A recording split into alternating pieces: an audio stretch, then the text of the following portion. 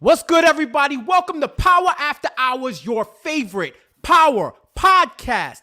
I am Jeff on this side. Krissy's on the other side, and you already know this is the season 1 finale. We talking about paid in full, Raising Kanan, so we had to raise the stakes just a little bit higher, a whole lot higher, and bring my brother London Brown, Uncle Marvin. Y'all love this man, and so we got him for you. London, what's going on, brother? Man, I ain't got no complaints. I'm just appreciative of all the love people are showing for our show. That's the cool thing, man. I hear that. It's something as folks that we've been a part of this since season 2 of Power Book 1. We see how the community rallies and how it became that cultural phenomenon to where this is like a staple, like an institution right now, kind of like how Law and Order is, or like Broadway, especially in our culture. It's like you on Power. It's like, oh, you making it happen right now. So we got our team is Power After Hours. We got everybody in the chat. Say what's up to London. Let them know where you from. If you're watching after this, you should have been here live, but we love you still. Those who listen on the podcast, day one, the reason why we here doing this live today, we love you, we love you, we love you. Make sure to like, comment, subscribe, do all the cool things to build the platform. You already know what it is. But we gonna get started, man. I wanna, I've been watching you for a minute and didn't even realize like this character, you like one of those people who you transform into your character and almost made me forget the shit that you did before. You know what I mean? So, but before we get into that, just let me know, like, how did you get involved with Power? Like, what was your path to get to Raising Kanan? Basically, I think that I at the time I had just finished. Ballers had ended in like the fall of 2019. Right. So, this story is a whole breakdown to this. Let me give you a quick version. So after doing 5 seasons on Ballers, my agent gives me a call. He says, hey, how's everything going? I'm like, yo, everything is good. I'm just back in working stand-up in the club. And he was like, yeah, that's nice. Hey, man, we feel like we're too big of an agency for you. You probably got to find somebody else. I said, oh, this is that call. Because I understand what the game is. Like, yo, London's not working no more, so we don't really need him. I said, it's all good. Because out the gate, my trust is in God anyway. So I'm not even sweating none of this. My manager's like, yo, don't worry, we'll find somebody. I said, cool, I'm not worried at all. So I go shoot a horror film, and I go shoot American Soul. Shout out to Robbie Reed, who gave me that call to play Jimi Hendrix. So I go and I shoot that in between. In the process, now we're looking at like December of 2019. My manager says, yo, there is a young agent who's interested. I said, all right. We took a meeting, quick 5-10 minutes. The vibe felt cool out the gate. The next week, he came to the club and saw me. And then he says, yo, I got this new project for you. Now, at the time, I didn't know it was Raising Kanan or Power, none of that, because I had saw billboards. I was here in New York, and I saw billboards saying like the season finale of the first Power. Oh yeah. So that was the series finale though. Yeah. Season 6. Yeah. So when I got the audition, sometimes when you get an audition, they give you like a mock or a fake title so that the real project don't leak. So I said maybe it's just I'm playing some stuff from the first Power just for the audition's sake. Right. So long story short, audition. Mind you, this is still a new agent I'm dealing with. Right. So I'm still getting to know him. While I'm meeting everybody in the office, they say, yo, you got a call back for this show, Raising Kanan. I still didn't know it was connected because it was a different title. I wasn't sure. Right. Mm-hmm. I do these several auditions, 2 months work. Get the call that I land the part, and I had to move to New York to start filming. And so the cool thing about this project was that it was the first thing that this agent had given me. Right. So it let me know what kind of work he was trying to put me into, but also me booking and let him know that I was serious about what I was trying to do. Yes. So it was a good little marriage because he was on the phone and he was hustling and I was doing my part, being very prepared. So it clicked like that. And that was how I kind of got into it. Like I said, even while I was shooting like the first episode, I still didn't know what I was a part of at that point yet. I'm just know that I'm working with some talented people. So that's the quick breakdown of that. That's really dope, man. That's really dope. And it's like, yo, first of all, the fact that you got a manager and an agent, that's like different. That's a different tax bracket talk. You talking to me right now. I'm like, I don't know how they drop it. You got multiple people. Like, you got people. You actually got people, not got a team. You got a team. You know what I'm saying? So that's blowing my mind. But just the fact that you were able to audition and make it, you know, like, you could tell people from the acting, in the acting world, it's not just you show up and you book. Sometimes you gotta grind until you actually make it. Do you actually make, you know, because trust me, I've done lots of free shows, lots of free theater, church plays, and all of that. Yes. So it's a process. I know that's why on my page, on my Instagram page, I have a program, a photo of me in a high school program book. And I want people to understand, I mean, it was like 15, 16. This stuff is not overnight. I know I got lots of different people who love Marvin or Raising Kanan or even Ballers. Before that, like I said, lots of free stuff. I remember my first TV show, 6 episodes, small network views. But shout out to Princess Penny. Princess Penny is the showrunner for Insecure. Yeah. And so it started with even with that, or even the casting people. Shout out to Kim Coleman. People who, even though you're not out there yet, they still see something in you, and they say, you know what? Because what Princess Penny did, he purposely chose 4 people who nobody knew, because in order to sell the story of just some young artists on the grind. So, and at that time, it was. I mean, it's so many different small nuances to the story, but I'm grateful for people taking a chance, because even with Ballers, the network didn't want London Brown. They wanted a bigger name. But it was people in the room that said, yo, this is the guy. And we can see we in the room with him. And that's why, for me, just get me in the room. I'll do my work. I'll be very prepared. But get me in the room, and I'll work the room. But I'm very grateful for people even taking a chance on me.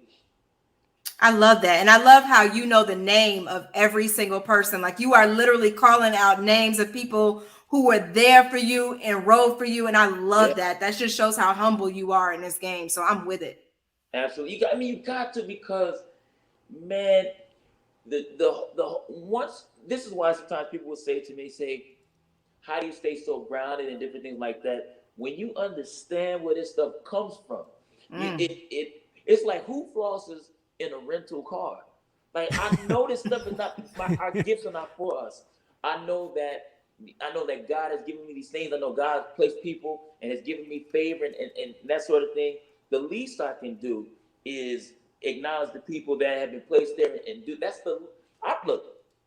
I'd much rather keep myself humble, because if God do it, that's a whole other thing. I'm like, nah, cool. Yeah, you don't want that problems. He said, I said, no. I got it. I can manage myself. I give him his love and those who've been good to me, man, because I appreciate that stuff. I love it. Word. So the show what was the show that Princess Penny put you on? Was that American Soul? No. This show was like in 2012. We auditioned. Oh, even before. Okay. Wow. Yeah, 2012, called The Hustle. Like I said, 6 episodes. It was Erica Dixon, Clinton Lowe, Alon Noel. Alon Noel went on to do Insecure. He was the like handsome brother with the beard that I love. I can't forget his character's name, but he did that. I think Erica also did that show. Clinton Lowe still is working, doing theater and all his stuff. So they just put us together, some no names, and even the show was called The Hustle. But as artists, we were really in that space of just the hustle. Right. All my stuff was in my mother's garage, and I'm staying with folks. So it's been a grind for sure, man. Yeah, wow. It's one of those things where, you know, you're an overnight sensation 9 years later. You know what I mean? I kind of equate it to, if you're on a workout plan, first of all, you want to see the abs day one, because you working out, you running, you doing all this eating, and you like, yo, why don't I look like an action figure? You know what I'm saying? Right. But you may not see the day-to-day progress unless you take pictures, or someone who ain't seen you in a month sees you, is like, oh, London, oh, where's the rest of you? You getting skinny? Like, are you eating? You like, oh, it's working. So it's like, while we on the outside may see your prominent roles, we don't appreciate at times the step-by-step milestones that you hit before you get to that position.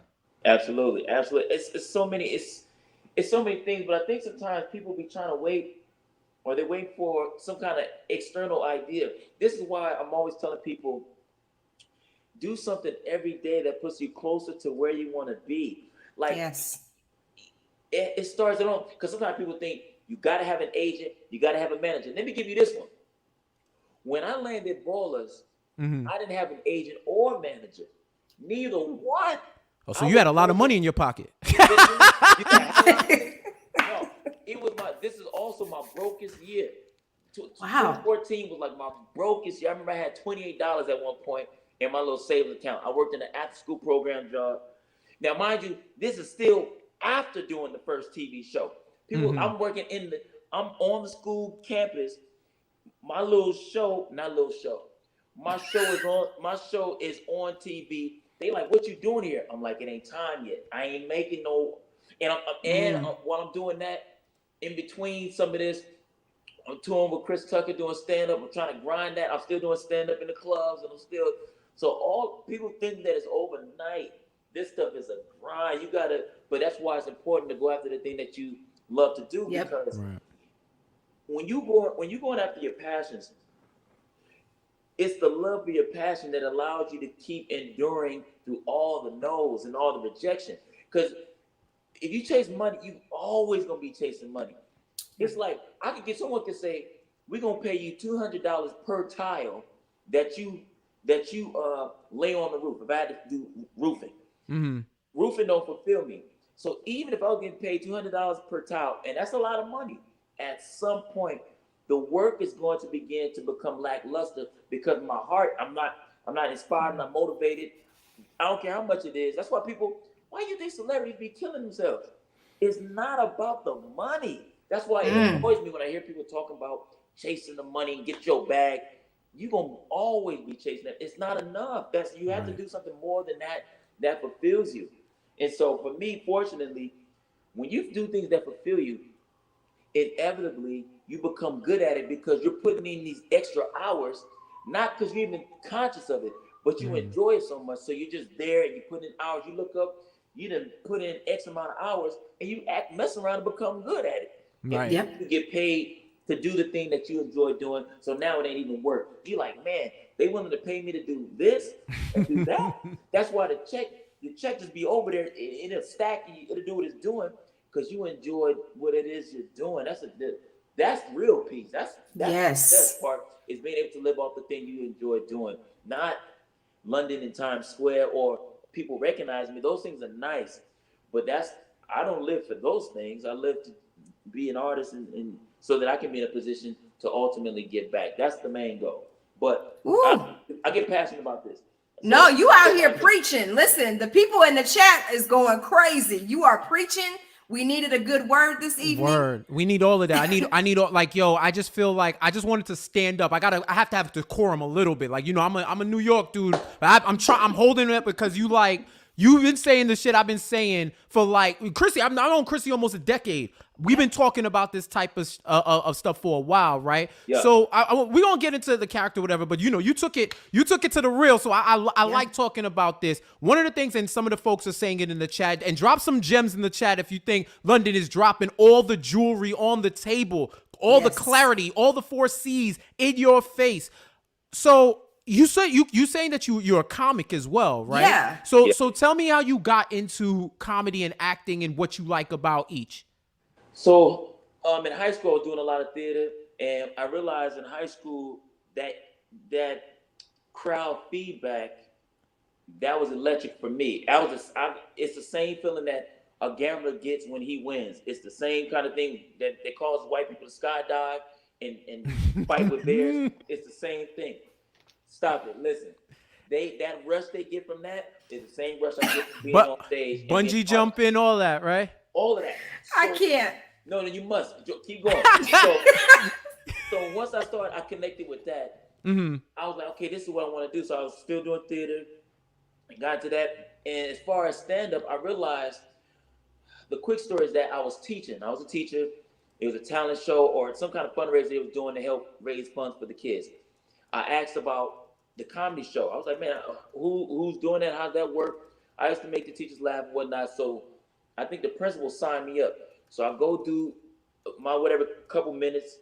Then I realized I was like, oh, the same feeling I get from doing theater, I get from doing stand up. It's just a one man play or act, if you will. So that was kind of like the seamless transition. So working clubs, I was just able to find my voice with doing stand up. And so as far as which one is, which one do I gravitate to more? They kind of work hand in hand. But if I had to just choose one, it would be stand up because I don't need anybody's permission to do it. But when I do stand up, I'm acting out these characters, and when I'm acting, I get to throw my funny in there along the way and add these layers. So fortunately, I'm able to kind of do both and live in my truth, and it works for me. I will say your comedian definitely shows in your roles. Like I definitely, even with Marvin's character, I find myself laughing probably way more than I should be. And I'm going to roll into, I guess, more of the Raising Kanan aspect of who you are. You're somebody who's clearly from LA, right? And you're playing a Queens, like a character from Queens. Were you able to lock into that? What was your process? What did you study to get into that role? Oh man, it's a few things. One, just to even get the idea was because I used to I was a big fan of Denzel movies. That's the first thing. So I remember like early on, I remember after I forgot, it might have been Malcolm X or something.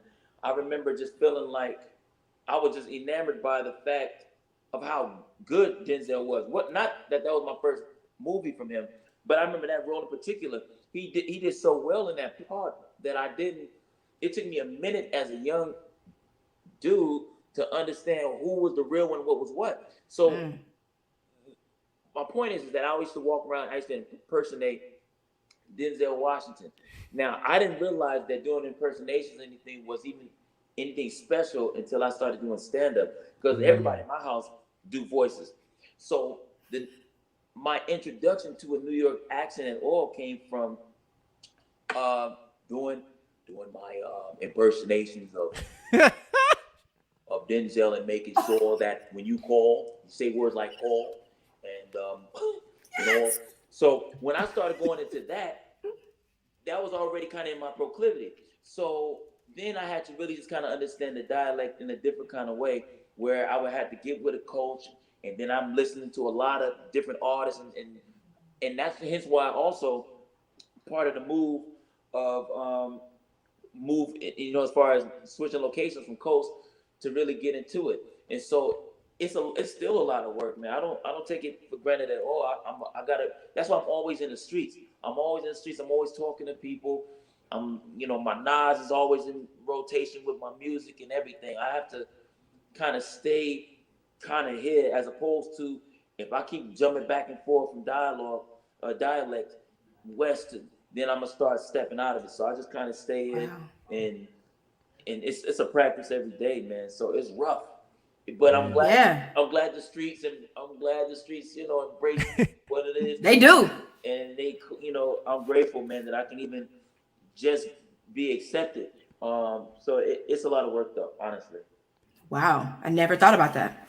Yeah, switching coast, you gotta separate your mad funnies from your hella funnies. You know what I'm saying? Yeah. Like you can't intermix it. At least not when you're playing somebody who's from 90s NYC. I think that's the one thing about it, is the authenticity. Because I'm from Queens, so it's like watching Raising Kanan. It just transports me back to all the sights and sounds when I was growing up. So I know you're a kid. You remember the 90s. What was one of your favorite memories from the 90s? One of my favorite memories of the 90s was off top, and I only say this because it still hits. Is Martin. Yes. It's just you never get tired of it. Yes. You can't. My posters. I keep these in my office, bro. You can't go wrong. And this is low key. Even though Marvin was on TV, he really is a theatrical actor in the sense that with all those extras and different things. But one thing about Martin that people don't understand on this level of it, we just know that we never get tired of it. and we're always laughing at it. The reason that we can watch Martin as many times that we've all seen it, hundreds of times, the same episodes, we can recite it line for line. We always find something small to laugh about it that we haven't seen in 100 previous times. The reason for that is Martin had the ability to do what we call find moments. Like Martin has so many moments on top of moments on top of moments where you can look at it and still be laughing at the same thing because it's so connected that I'm like, anytime I feel whatever out of sorts, you can't go wrong with Martin. Can't go wrong. You can't go wrong. Stays in rotation. We go to that. You want to go to Def Jam. Whatever was connected with Martin is just one of those things. That just always, and I can't wait to really meet him, and so I can tell him all of this stuff. Like, brother, your show has gotten me through some times when I wasn't feeling up and right. So but Martin is one of those shows for me. And shout out to my guy Alan, Learn Life, the pod I'm repping right now. That's like his shit. Like Martin is his DNA. Like if Martin came down and said he was Jesus Christ, I would be like, that's facts. Like that's how much he loves this man and loves that show. Yeah. So I know he's gonna love the fact that he has a compatriot that is in tune to the ways of Martin like you. Absolutely. And nobody gives him his flowers, man. We need somebody to come out and give Martin his flowers. Hey, they try to front on Bad Boys 3. I don't care what y'all say. Bad Boys 3 was big fire. I don't care what.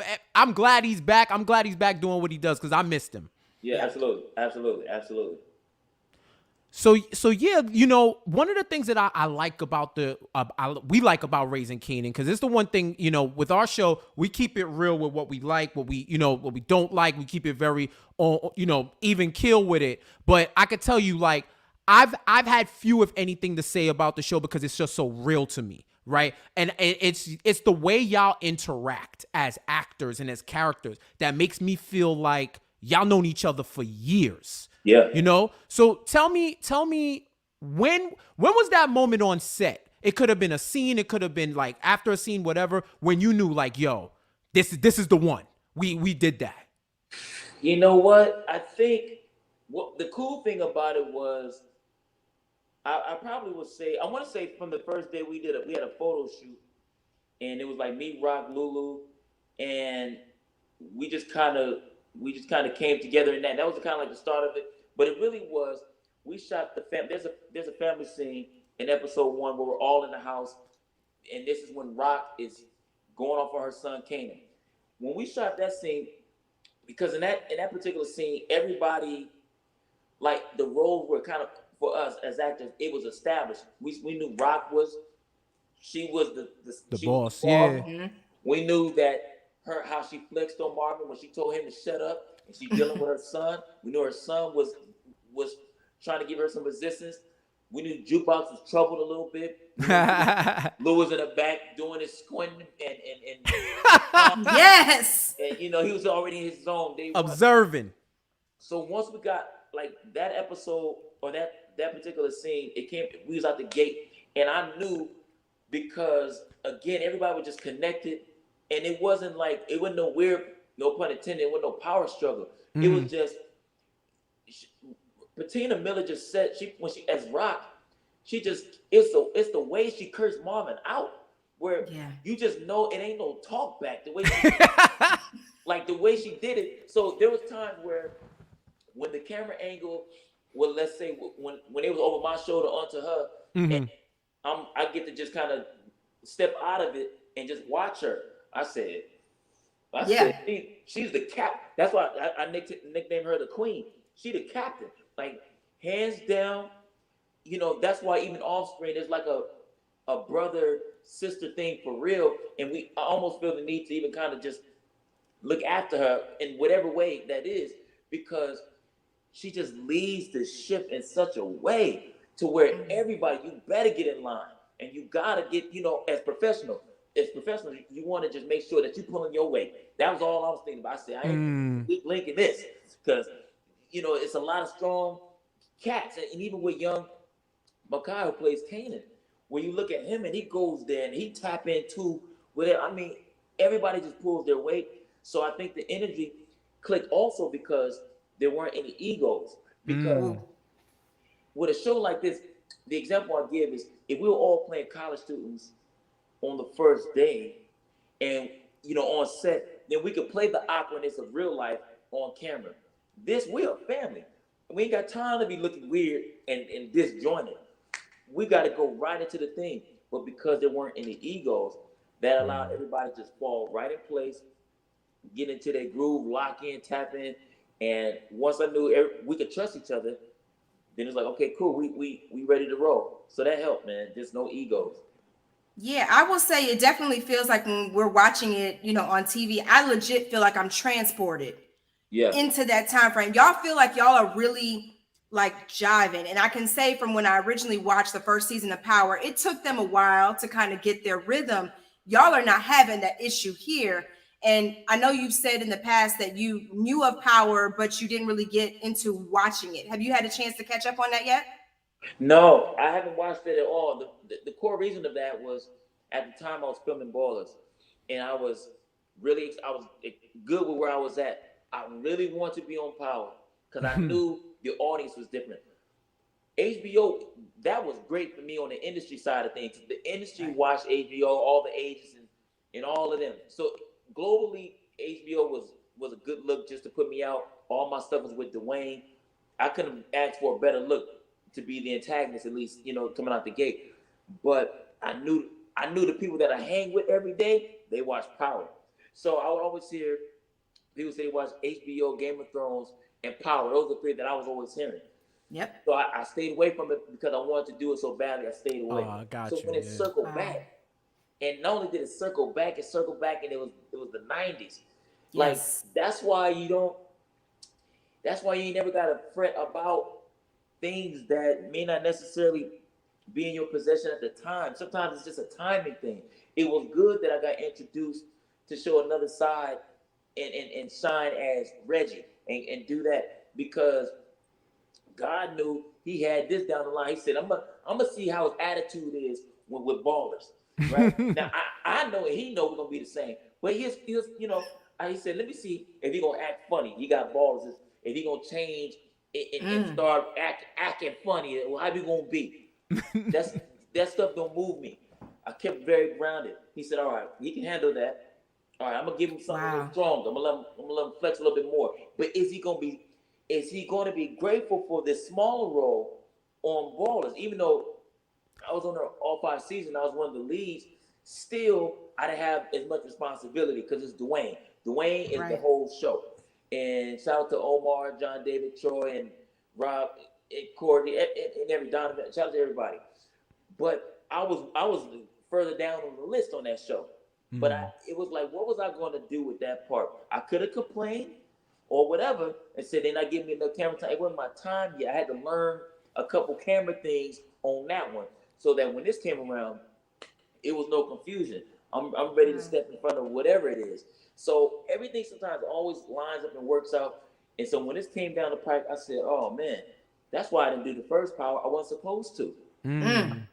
My stuff was set up for this. Right. So I just learned how to just be present and just be grateful and thankful for where I am now, but also move in anticipation in the sense that I'm always in preparation mode. I don't know what's coming, but I know something's on the way. Right. You know what I mean? That's how I'm operating. I'm like, I know the film is on the way. I know the branding and different things like that. So look, let me give you this one. If you had your dream house in your mind of how many garages you want, what your kitchen island gonna look like, how many bedrooms, pool, backyard, the acres. If someone told you, they say, yo, that house you want is on the way.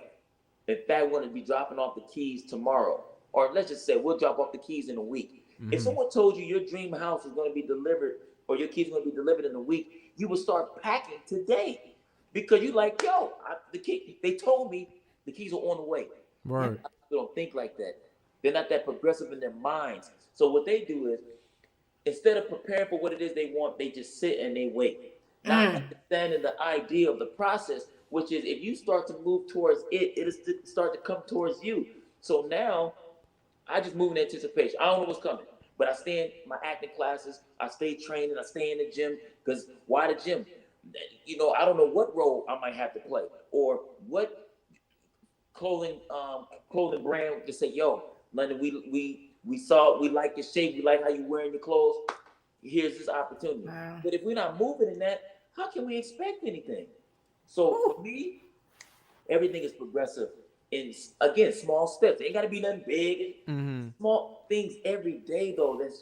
It's this thing called faith is very special because everybody can't see past their nose. Right. That's why the people who do great things, it's not that they're more talented than anybody else. It's just that they had the mental discipline to say, you know what, I'm about to go after it. Even though I don't know, even though I'm afraid, I'm about to put the work in because I believe in it that much. And that's the difference. Action is the great equalizer, right? Like it's the one you can have, because you could have all that faith too, but if there's no action accompanying it, then it's potential energy versus kinetic energy that has the catalyst, right? You have to be your own catalyst in life. Like, I feel that vibe, and I already know you on that vibe because you called that man Dwayne. You did not call that man The Rock. You called that man Dwayne. So I already know it's a different type of time that you are. Like, you was ready. And think about where all of y'all are at now. Like, you could have been complaining. That man would have told you had $21 more in your pocket than I did. Because the whole $7 of productions, right? He would have told you had $21 more to work with than he did. So to see what The Rock is doing, what John David Washington is doing, what you doing, that whole we gonna talk about ballers towards the end. But just seeing where you come from, I can see from what you're telling us now, the jewels that you dropping on us, the advice and everything. I can tell that where you're coming from and where you're starting. So we gonna talk about this episode and the character progression of Marvin throughout this season. We've been asking a whole lot of questions about your character this whole season. So Krissy, let's get into the Marvin character profile breakdown. Marvin Thomas, you are on the couch. Listen, I have literally been watching your character. I've been engulfed in your character because I love the way you portray him, the different sides of what you portray as a father, as a brother, and just as a man wanting his own right, and that recognition that you want from your sister just to be validated as the big brother, right? Yeah, absolutely. So I've also watched how you talk to the fans when they address you about certain things in these episodes. The main one being you always crash in the damn car, right? Like, that has been the running joke for weeks. It's not just the fact that you crash the car, but it's the face you give as you about to crash the shit too. Like, it's like, I don't know, but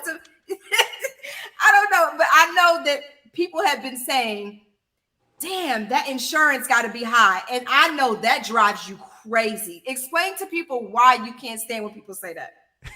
All right. It's a good one. I've been mainly calling people out on this. I know. First of all, I appreciate people even having enough interest in Marvin to create these memes and all of this stuff. And so, first of all, I don't take any of it seriously, or I'm not bothered for real. It's fun. And it's the power community, bro. We do this, so you gotta embrace it. I gotta embrace it. So it's no thing to me. This is why, because I have my own followers who try to, they act like I'm finna jump off the bridge. They like, don't worry about it, London. It's cool. Just let her be. I'm like, listen, if I was that bothered, I wouldn't even have an account. So it's fine. So now, getting to the people. On a basic level, I have to explain this because people on the street just don't get this. Let's go to the first thing. Marvin crashing these cars. I have to explain to people, say, listen, the first thing is you got to put it all in perspective.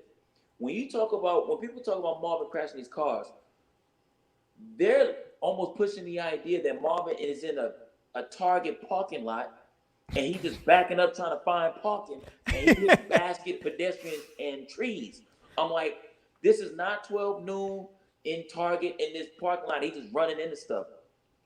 Marvin, the first one, Marvin leaves his nephew at the stash house and he comes back and he knows that there's some masked men in front of that house.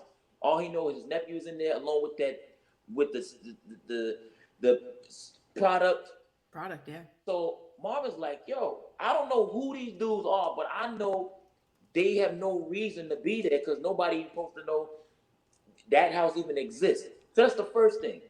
So when Marvin crashes his car, first thing he's thinking about is I'm about to interrupt whatever they got going on. I don't know if they could be walking to my neighbor's yard. I don't got no time for that. My nephew is in there. These dudes look suspect. I'm about to interrupt what's going on. That's the first thing, interrupting the situation. Two, but why? His nephew's in there. See, people gotta understand Marvin is a real street dude. A lot of the followers I could tell probably a lot of them are young. A lot of them probably ain't grew up around in the hood nowhere. They ain't grew up in no projects. They ain't been around no solid street people. I understand that. It ain't no judgment. But just to give the breakdown, Marvin's nephew, his only nephew, is in that house. Forget what Rock gonna get him, if anything. But Right. just on the love, if that being his nephew, I got a 4-year-old nephew and I got a niece. Let somebody even breathe wrong on my nephew. It's going down. Anybody who got kids or any type of loved one that's younger than them, you understand. Mothers, I don't know why mothers crack jokes because they don't get it. If that's your family in there, you gonna do whatever you gotta do. That Benz ain't worth more than my nephew's life. Now Marvin don't sit. Marvin like, yo, first of all, he's driving the Benz. Thanks. That's not, people gotta understand, it's not Marvin's first car. If you want to even go into that deep of it, you gotta understand the way Marvin dressed, he's never out of pocket. His sister got money, they all got money. That Benz don't mean nothing to Marvin. His nephew's more important. The second thing is, they were shooting at Marvin. That's how ride or die Marvin is. You want to shoot? Cool, whatever. Yep. I'm finna get my nephew. These are all the signs of the loyalty that Marvin has. Ride or die. If he don't even care if he live or not. He gonna go out blazing. So that's why when he took the shots, boom. Some people say, man, Marvin didn't shoot nobody. They got to consider everything. One, the van was pulling off. Two, Marvin just crashed. He a little dazed. He coming out with the gun. He shoot through a windshield. These are all the things that people They miss. no kind of regular IQ for this. Now when you add TV on top of it, if I shot everybody up, that means it's gonna be three. It's gonna be wherever the people were in the van. It's gonna be bodies on, and the van gonna be there in front of the stash house. That ain't good either. I need to shoot to get him up off my nephew. But also when he went into the house, he did catch that body. Let's go to the second car accident at night. Mind you, his sister had just said, "I'm done with you." Right. Yeah. Marvin had gone through a lot up until this point. When his sister did that, he was in a very low place. Who's to say that Marvin, we all know this is Marvin that stopped by a quick store, grab him a quick little shot of Hennessy on the way home just to kind of calm down and ease up. He sees, again, another unfamiliar situation in front of his brother's house. He sees some flames. I don't care who out there. That's my brother in there. Now, a lot of people, now, I don't mean to go this deep, pause, but let me give you this breakdown. I've had my brother, and no, I got to do this. Cook, bro, cook. But listen, the only reason why I'm saying this because it's public anyway. And so hopefully anybody go through this, we'll talk about this and they get through it. But I lost my brother in 2015 while I was shooting, going into the second season of Ballers. I was in the happiest place and emotionally the most erupted place in my life at the same time. Such an interesting dichotomy. But when I lost my brother, because he was shot down 14 times, people don't understand that level because they ain't been through nothing. The reason that I understood the moment and was able to tap all the way in because I lived through losing my brother. I know what that's like. So had I been driving down the street and I saw the people that was dumping in my brother, I would have ran my car to them and whatever else I would have had because I understand that. I know a lot of people ain't thinking on that level. It's just entertainment. But the reason that people connect with Marvin, whether they know it or not, is because of all the layers that Marvin is. So you'll find a little bit of sometimes you'll laugh at Marvin. Sometimes you want to cry, you feel bad for Marvin. Sometimes you cheer for Marvin. You're annoyed with Marvin. Marvin is a very complex kind of a guy. Now, if some people, I guess they wanted Marvin to, even though his brother was in the house and they was shooting, they wanted Marvin to pull over 10 and 2, parallel park his car while his brother's in there with the house on fire. That's the kind of stuff that I'm like, come on, y'all. You forget, yeah, all the jokes and the memes, I get that. You on a surface level. There's no lie what you're saying. I don't mind the jokes. I just want them to make a little sense. Right. Jokes. It's all good. But it's important that I have to answer it this way to get the layers of it. So when Marvin get in there, Marvin ain't got no fire suit on. Marvin going straight in. Boom. Get my brother. I don't know what's going on. No stop, drop, and roll. None of that. No, none of that. None of that. We going to scoop his brother up, you know, and pick him up. And whatever we got to do, he in the middle of the block. Marvin don't know what to do. That's why he screamed for help. He didn't know what was going on. It's a lot. So people got to consider all of that. When you start making the memes, I don't mind the memes. The jokes is cool. But ultimately, I'm like, it just kind of let me know the people that are making the meme. I said, you're not really tapped into the streets. So Right. It's cool though. That's what I love when you call them out. I think I told you on. I got time. You always got time. And I think I told you, the emoji of like that emoji of like where the person's kind of shaking their head, that is totally you. Because every time you go in on people, you kind of just shake your head like, man, y'all don't get it. And and I was like, that is your emoji. But it's all, but at the end of the day, please, I want everyone in the chat and listening and watching and tuning in, gonna catch it later. It's all love. It's all love. I'm not one of those dudes that's been out of shape about the jokes. I tell jokes, I write jokes on, so it's all good. It's all love. That's why I interact. But I do want people to like. I'm like, I want you to just use a little bit of your brain before you crack these jokes. Let's go. One more last thing. Insurance. Insurance. Listen, we're talking about 1991. Right? See, a lot of these people I know, and ain't no disrespect, but I know a lot of them. Some of them probably in their 20s, so they weren't even around to really understand that. When you come back to your license, registration, and proof of insurance, that's a whole new term. Yep. That wasn't Mando back in 91. Also, one of my followers brought up today, she said the people that's cracking these jokes about insurance, they must ain't never seen New Jersey Drive. The classic New Jersey Drive. Look, insurance wasn't one of those things where it wasn't Marvin ain't did, first of all, Marvin is not gonna wait in no DMV to do no paperwork for no stickers and all of that. The cars ain't probably even legal. He just put cash down. Right. Say, facts. VIN numbers off. Here's another whip. Only cash transactions. As far as paperwork, if he got any, it ain't legit anyway. So I'm like, listen, what do you think after crashing these cars? You think Marvin got the patience to sit on the phone and ask them to go through the deductibles and all of that? I'm like, oh. I did see. There go the handshake. There you go.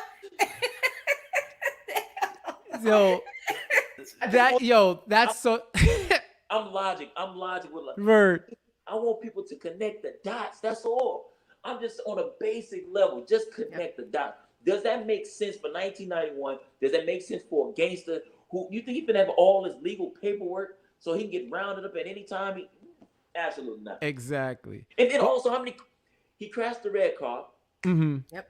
It ain't like Marvin went after that episode of crashing the car. The next day we called him catching the train. New car. After he got that one, he was like, "Oh, what he going?" He had a black Porsche. Even that, he had the hoopty to make the drop off. Like, come on, now, Marvin is. I know Marvin be slipping, but when it comes to next level, come on, y'all. But it's all love. It's a lot of people in the chat. First of all, sending you love for your brother. And also talking about you ain't paying no deductibles either. So it's hit and run. Heavy emphasis on the run, right? Heavy. So a couple of things I want to get to. I want to get to this first, and we're gonna go to the other thing because everybody in the chat, we've been talking about it for weeks. That scene with you and Juke, that fight, man. Yeah. It's so many emotions that when we had watching it and we were talking about it. I want to get it first from your perspective as an actor. How do you prepare for the scenes? How did you get into that specific scene? And then as the character, where they're coming from, because dog acting, real life, spitting in the face. That's like, You see in red. You All of gotta that. you gotta plead insanity, all of that. So like you and Haley, who the whole class been killing it, but Haley really been on her shit this Yes. season, like singing, acting, all of that. So I need to know from your perspective how you got into that, the rationale behind the character. Give it all to us, bro. You know, the thing about it is, first of all, that was a tough.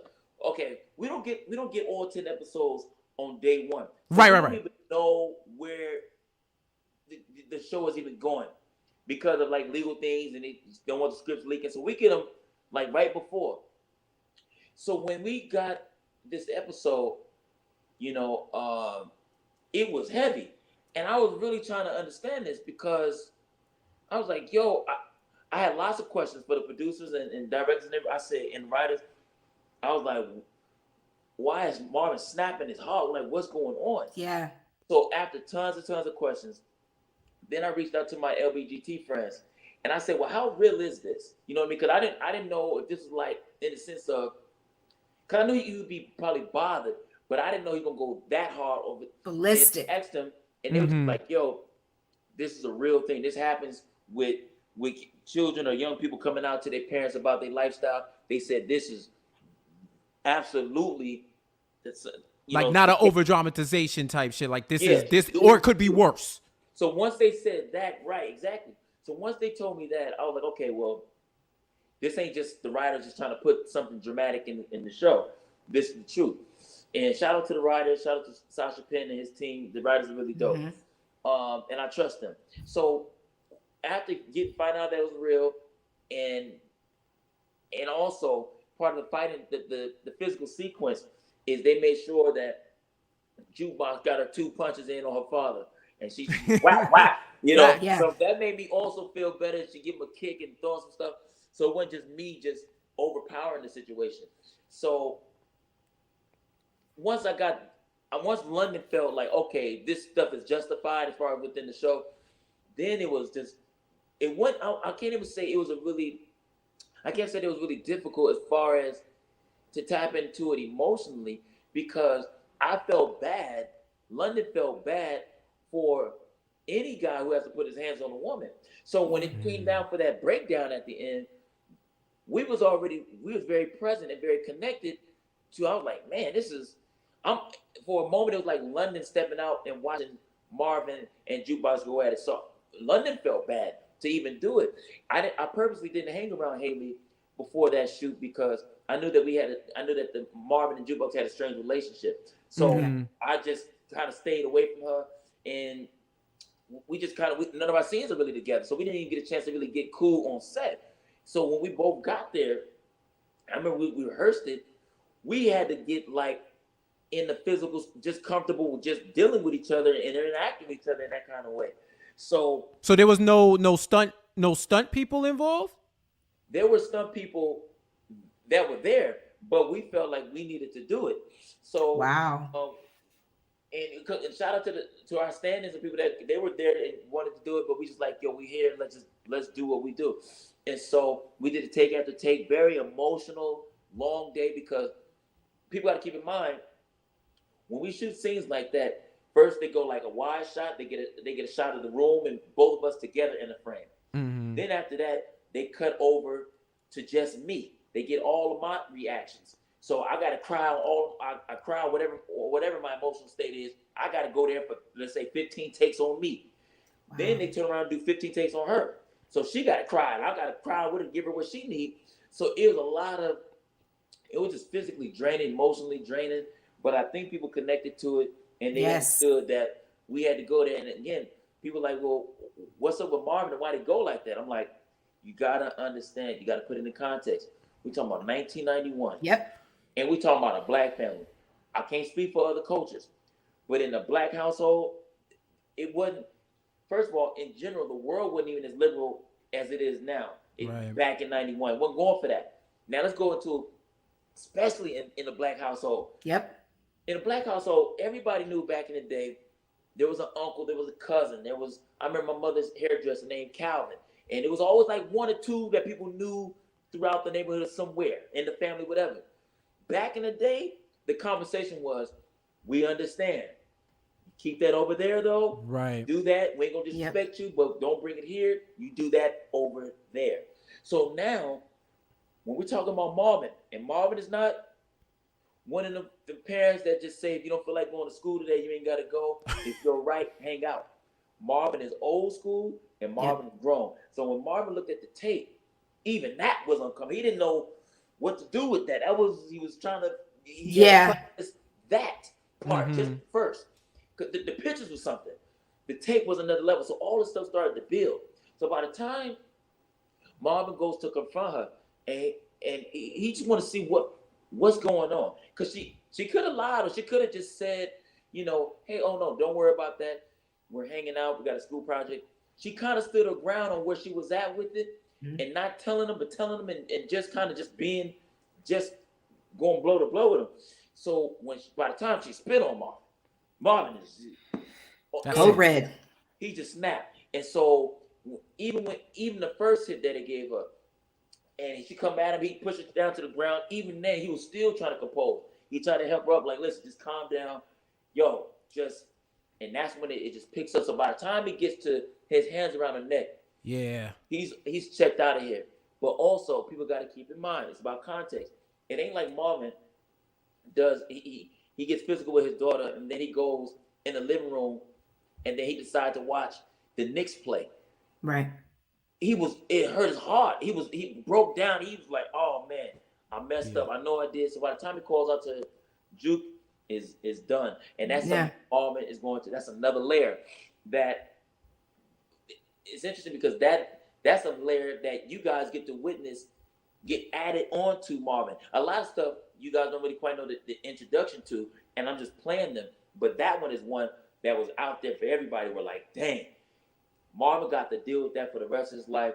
Knowing that he went there, he gonna be fighting forever to try to rekindle that, and that'll be interesting to see if and or how that plays out in these next episodes and so forth. Let me tell you, as somebody who watched that's not my story. That's nothing I've been through in my life, but it definitely brought me to tears. And I said that on this podcast when we talked about that episode, just the emotion that was involved between you and Haley and how you guys conveyed that on the scene. It literally brought me to tears to see a parent get at it with their child like that. And it was rough. It was rough. Your face conveying the emotion from anger to the realization, oh shit, I'm choking my daughter, to damn, I didn't even mean to do that. Yo, I love her. Because you could tell they have an estranged relationship, but you the typical ain't shit dad, but that's still my daughter though. So when she's at the showcase, yo, that's me. That's me. The good part of me. That's like me right there. Exactly. But I saw all of that. It's like your life flashed before your eyes, and the way you did that, bro, that was like top tier, man. Oh, thanks, man. But that's part of the work as an actor, is being able to play all of those layers and stack them up so that we get to connect to that. Because otherwise, it just would have been, Marvin would have just been yelling at the daughter the whole time. And because sometimes actors do, and this is no disrespect, but like sometimes, actors will just kind of play these one notes. And that's why we tend to get bored with actors or different things, because we when they come in, we already know what it's going to be. We kind of can predict. With Marvin, you don't know what he's finna do. Right. Because again, sometimes Rock is giving him the drill. And then I explain to people that Marvin, if they really watch Marvin low-key has a little bit of everybody with him. When he's telling Kanan what to do, that's his leadership, that's Rock. When he's going through his trouble, internal stuff, that's his daughter. When he coming after Neek and different things, or anybody, he's drawing, that's a little bit of Neek. Charming with the ladies, and whenever we find Marvin Smooth, his brother. So there's a little bit low-key of everybody. Marvin has such an interesting dynamic with everybody he deals with. None of them are the same. Like him and Rock can't compare to what he feels with Neek. Totally different dynamics. Yep. But that's why I like this part so much, because it allows me within a show or within a season, or even within an episode like episode 9, we see a lot of different stuff from Marvin, from revenge to the daughter to the confession in the chapel. So it's been a blessing just even have the part. London, they want to know, chat wants to know if the spit was real, given COVID and everything. Was that real? No, I don't even know how they did that. I think they kind of did. I think that's the thing they did in post, where Okay. she does the motion, but the sound, all that stuff they add in post. They're pretty good. Okay. Wow. Do Okay. you know we was about to where my joint at? Hold on, cause I was watching that. I was like, bruh, no. Hey, bruh, I know y'all. I was like, listen, I know y'all actors. You know what I'm saying? I know there's a method, but we not messing with the methods in this time. You gotta give me 2 or 3 more years. Like, I'm like, yo, Listen. his pay, he better have got hazard pay. I don't know. Yep. The Sag better have put an extra stack on that. I know. But but to that, cause I mean, I know. So she did good with selling it, because I didn't. Yes, she did. Because when I think about it, when we were on the day, I was like, how did she did the motion, but nothing came out, so she did her job. We do get tested regularly, but Right. So shout out to her, because she sold it. I guess we sold it, so good. You did, because everybody was like, "Dang, he got spit on like that." Like, I would have been mad, even though I'm acting. I would have been mad. Like, that's a whole different level. Nah, it was funny because we all mad at you. You violated. Like, there's no wrong. But then there was the conversation was had on this chat on this podcast. Like, yo, you're wrong. Marvin is wrong.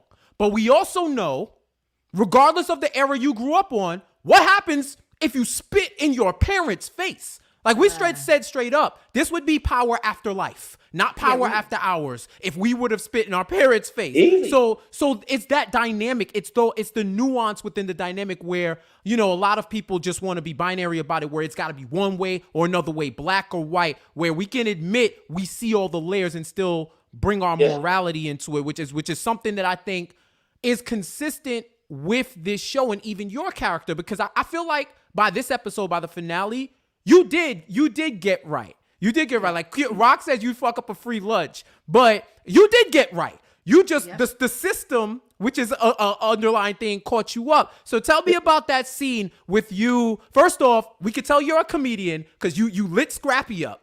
You lit. I saw somebody call him the Hood Nick Fury, which shout out to my guy Beebs. The fact that you closed the eye when you said the last, I was like, oh my God, he took that way too far. I was like, Yeah, that's the thing. It's just I'm always looking for these moments again, because Marvin is not the comic relief, so it's a very delicate line. I think if I was gonna name a comic relief, it would be shout out to Antonio, the Puerto Rican cat. Famous. Like, yeah. Famous. Oh yeah. He don't even know. We don't even talk like that.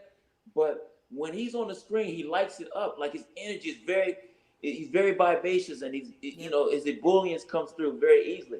But Marvin is just really being Marvin. So when he took that shot at Scrappy, it's really love underneath all of that. It's Facts. all love. But Marvin just took it because it was so easy. It was such a setup. He was in his face. So, and then me that's just me. The physical things that I do within the show that might get a laugh, whatever that might be, I learned that's something I got from theater because when I first started doing theater, I was terrible in the 9th grade in high school. Whatever lines I had, they all got taken away because I had no chops. But what I did realize is that I said, well, how can I get some attention on this stage with all these people and I have no lines? And that's what developed my physical comedy that might work its way out. And I forget what other scenes I have, but whichever ones where I'm doing something physical, for example, like that closing of the eye, that comes from theater. Those are the foundations of that. Just being able to find a laugh without saying anything. So, but with that whole thing, we shot that that whole pulling over sequence. That was one of the latest days I had. It was like, might have been like 3 something, 4 in the morning. Mm-hmm. And low key, I think that day was my birthday. Oh wow! I think we shot that in May, and so even just working on my birthday, that's all I always ever really cared for. Just that's how I like to bring in my Earth Day. But yeah, so we shot there like 3, 4 in the morning because we got to wait till the traffic is clear. It was raining, and the camera. It was like a lot of camera work, and me. I wish I got maybe post a photo of that, but it was just a whole sequence because anytime you got cars, it's just a lot of dynamics. You got to get the car, you got to get behind the car, in front of the car. But all those guys, that's one thing I will say about them, about those actors. They said that them lines was convincing. Them cops they sound like cops. You know what I mean? So they did their part, and I'm just glad that it kind of worked out and it came together the way it did. Wow. That's a fact. And shout out to those scenes, because it really captured what was happening at that end of the season, where we see Rock's plan finally come to fruition, and you being a part of that plan after, like, you were like LeBron in 2016 in the Cavs. Like you came back down 3-1. You was out the family and you came back in. And what I liked about Marvin is, yo, we got a job to do. Yep. All the other bullshit, we got a job to do. And he arguably had one of the toughest jobs post Kanan shooting Detective Howard, right? Was planting Unique's jacket on him. So take us through that scene of you going in, planting that jacket, and then afterwards getting bagged by police. So we shot that. I think we shot that out in Manhattan, and because of COVID and everything else, it's like one of these hotels that was like low key shut down.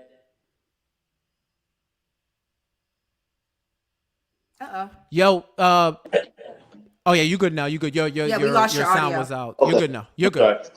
So we shoot the scene, and a lot, like I said, that was all just me by myself. So as far as plotting the whole thing, that's why it's actually really interesting to see how this stuff all comes together. Because I know a lot of people think that we as actors, we just know everything that's happening.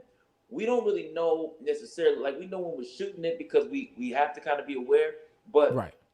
We don't know how this stuff gonna get cut up and take you back. Excuse me. The scene where Marvin was in the office with Tony, and Marvin had just taken her down for the second time. Like, when we shot the scene, London didn't know that there was a camera supposed to be under the table like that. I had no idea.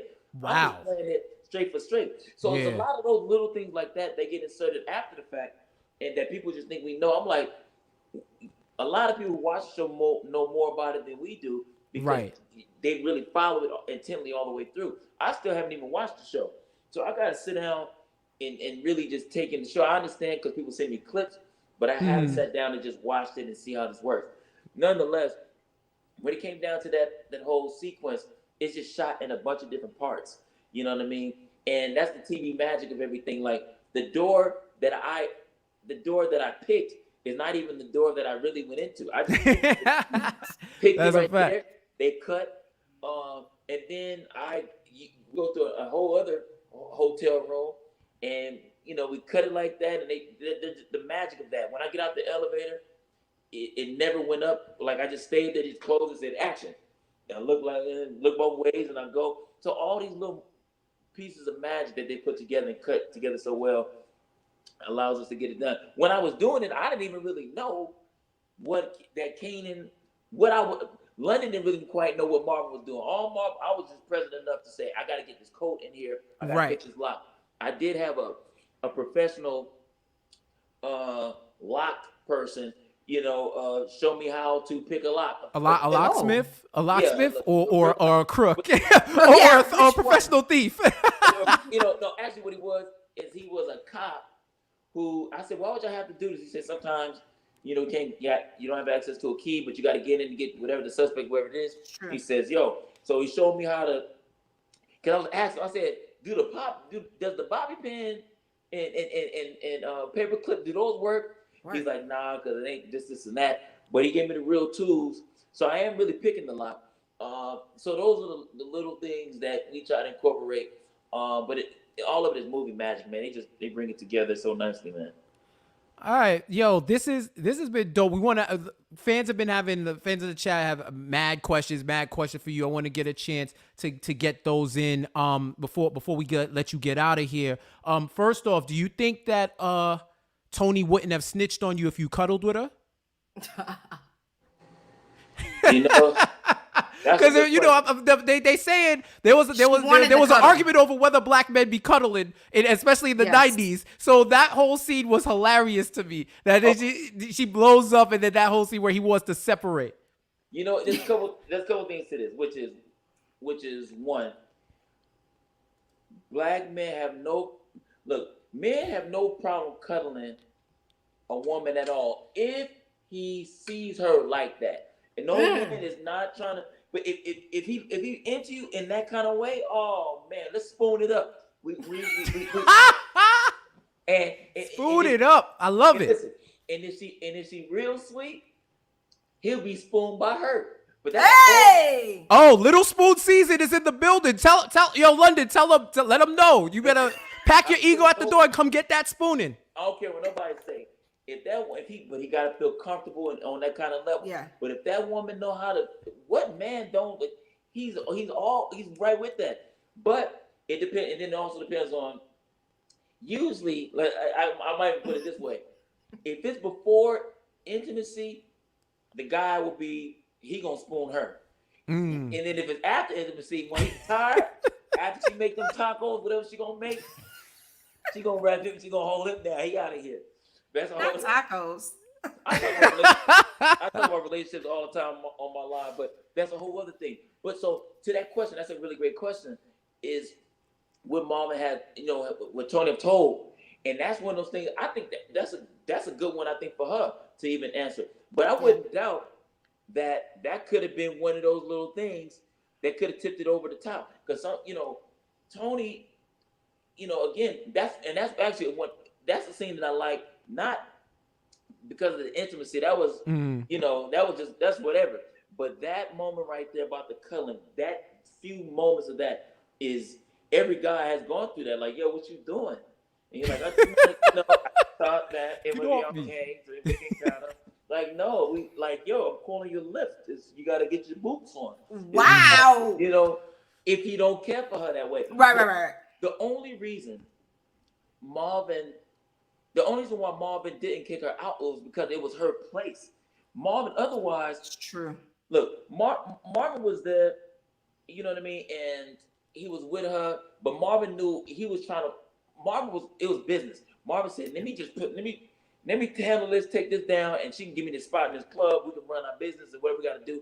It's business for Marvin. He was no serious ties to her in that kind of way. And so, but this is why, like I said, if she was at Marvin's place, she would have been gone. Because women like that don't like to leave. Guys hate that, which is the woman. Look, this is my thing. It's kind of off, but it's on. This is Marvin's thinking.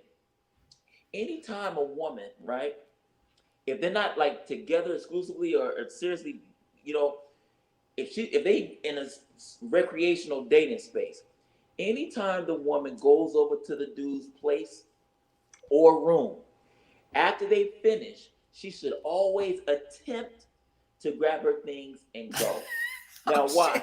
Let me explain why. If she attempts to grab her things and go, and the guy says, yo, hold on, where you going? She's like, well, I was going to go. I got work in the morning. My babysitter, I got to get back to my kids. And he said, yo, hold on. I thought maybe you can stick around and we watch, Raising Kanan or Ballers, and I'll make you something to eat. Then she know she can stay. Right. If she attempts to grab her things and go, and the guy says, wait, hold on. You forgot your other eyelash. Now you forgot your charger.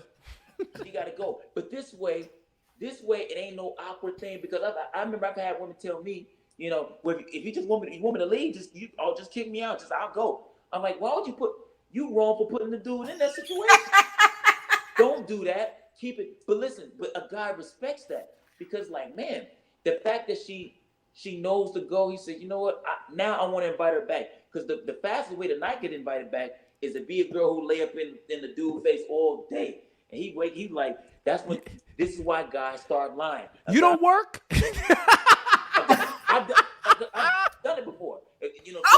She want to lay up and lay around, and she be like, she starts seeing me get my stuff. She be like, so, just all emotional. Where you going? I was like, yo, I got a job interview. Audition. I'm like, I got a job interview. The Ku Klux Klan looking for a leader, so okay. I'm the only one. I gotta grab some sheets and some tiki lamps, and so we gotta go. And then she got it, but don't put us in that position. That's not fair. Like, so you just want us to give you the alley. You want us to give you the option to make the decision, basically. So it's like, we gotta grab our stuff, and if we are allowed to stay, at that point, you'll let us know. Yeah, but see, being allowed to stay, it works on a few levels. Depends on how we connect. Now, sometimes it's cool. Be like, you know what, she cool. We can go. We could try to, maybe to the morning. But if it ain't really, because now you got to think. That means now you got to share the same bed or the same couch where you That's gonna lay. awkward. And we like, man, you cool. Not like that though, but you cool. Right. Like that. So now it starts to get, because little things like that start to make. And again, I'm not, because I know people be like, that ain't all of us. We already know it's the giving. They always say, "Oh my gosh, we not all know." women. We know that. I'm talking to That's the giving. That's Right. undoubtedly. There's some really dope women who they got a connection with that guy. Some dope women who know to leave, and some who stay. So it's all good. It's not for everybody. Just like sometimes there's some guys who don't want him to leave, and then you be trying to leave, and he's the guy who's tripping. But I'm just saying the point is that with the whole Tony thing, it was his business. He wasn't tripping off her. So maybe she was maybe mad that night. If you get mad because Marvin took his dog back, she wasn't feeding the dog. She wasn't feeding the dog. Yeah, that one I ride with you. I ride with you on that. Like that's inhumane. And then also, you got to think Marvin don't be doing sweet stuff. So even though this gesture wasn't even necessarily genuine, he did it to just swoon her. And still, if you notice in episode 1, Marvin stops the dude who talks to the dog with this little handicap, and he says something like, family is loyal, don't ever give up on your family. That dog means something, because that loyalty, these are the small little nuances that the writers put, that we play, all breaking down loyalty. So when she didn't feed that dog, he's like, yo, right. The dog was even his.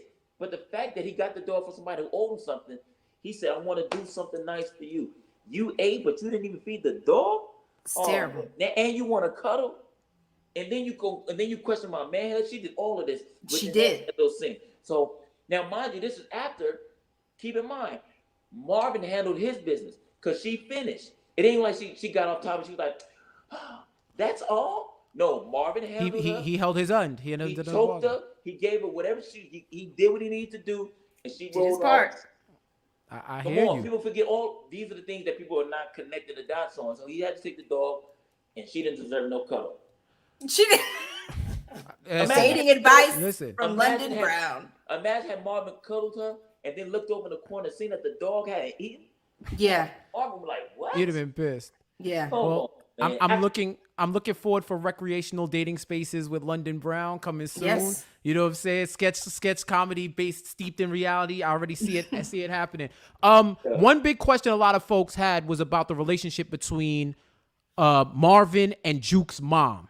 Anything you can give us on that background, if we possibly could see something in season 2? So we know that because it's public, Latoya Luckett is playing. Yes, sir. Amazing. My ex. And the funny thing is, when I was on set, when I met her, I didn't even know what she was doing. I'm just being nice, and I just spoke to her, not knowing that we I don't know. We haven't seen that far ahead yet, but I didn't even know that she was the one playing my ex and that kind of thing. So what we do know, I think that she cheated on Marvin with.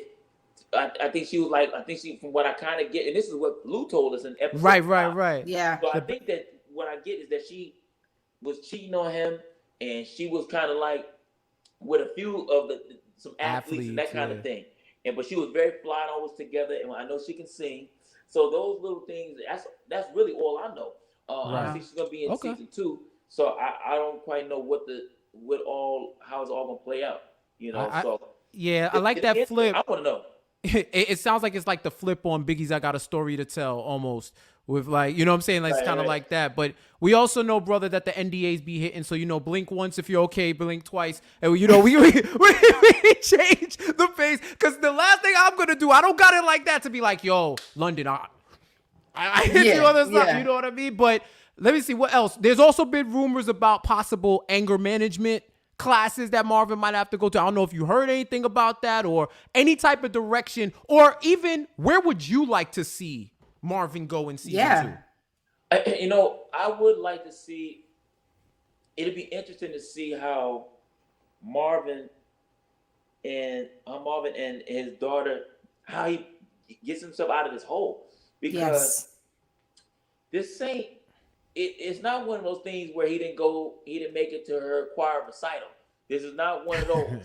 This is, It's deep. he went there. So it's like, man, I think it's gonna be something that even if she ever she took his apology or whatever it was, and I don't even know low key if Marvin is the kind of dude that would say I'm sorry, but he would just, I think, knowing Marvin, he would just kind of make these type of gestures or try to do things that would do it, but I don't think he would necessarily say I'm sorry, I messed up. That's not Marvin, I don't think. But like again, it'd just be interesting to see how far Marvin is willing to go to try to win his daughter back, or if he's the one who does it. Who knows? It might. That'd be an interesting plot twist if we look up and the ex-wife who says, Marvin, he has this kind of, he's working it. I don't know who's going to mend it back, but right. I would like to see at least people who are going through this will be able to know there's some sort of redeeming factor that you can change and you can get yourself together if this is your issue. So that would be what I would like.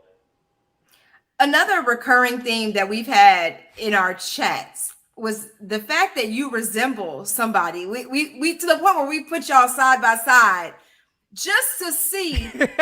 So you know. So have you heard? Well, I heard a couple people, but let's see. Let's go. Okay, so have you heard or have you seen the resemblance between you and Kent Bazemore? That's the one that we've heard. I haven't heard that one yet. Oh, wow. Hell no. You got to give me a minute. You haven't seen this one yet? Oh, we put this in a side by side because it's literally y'all have the same exact structure of the mouth. It's insane how closely you guys look. Hold on. I'm about to find this man's headshot right now. We getting this. Oh yes. And also, this the audible I needed. People are asking how they can find us on YouTube. YouTube.com/Power After Hours. So the one word Power After Hours, they can find it on YouTube. We're on IG too, so the link is in there as well. Okay. So YouTube Power After Hours. Yes, sir. YouTube.com/Power After Hours. They can find it. The links is in all of our socials too. It's all the same name. Let me share this screen right now so that I'm surprised. You haven't heard it. You know who Kent Bazemore is? Yeah, but you do. I haven't. All right, so I'm gonna pull this up. I'm gonna pull this up to see if we agree. Hold on, let me. I'm almost interested to find out who he's heard. If it isn't Kent Bazemore, like who else have people compared you to? Right. Hold on. Let me. Let's go here. Let's go here. Boom, and then we will share this. So. If you put him in some glasses right now, the chain, I don't know, brother. I don't know. Like, you know what? You know who the best person or the best people to ask? It's very simple. It would just be a matter of the guys can make this comparison, but the people who would be really honest about it are women. Women would be the most honest about. If so, they might, depending on what. That's crazy. I'm interested. I'm seeing a lot of people in the chat say Teddy Riley. Is that who you've been compared to? I get Teddy. You know what? I've been getting Teddy only probably a little bit after. Like, unless you're an adult, you might have said Teddy. Right. But the newer generation just kind of got hip to. I don't know what Teddy's been doing lately for people to even know, because a lot of people don't even know Teddy. Like, as far as I mean, the young generation don't even know about New Jack. They don't. Right. But, so yeah, I get Teddy a lot. I have, but I haven't seen which picture they want to go with. This might be the one, bro. This one might be the. if they mess, because everybody want that biopic. If they mess around, and I mean, I would read for it, and I'm a fan of Teddy anyway. So yes, so that we're here for it. Y'all heard? We gotta get my man in the Teddy Riley biopic. I like that. Is it biopic or biopic? I'll be fucking up words. I'll be fucking up words. Y'all let us know in the chat, because y'all know English is my first language, but it's like my fifth. I think it's biopic.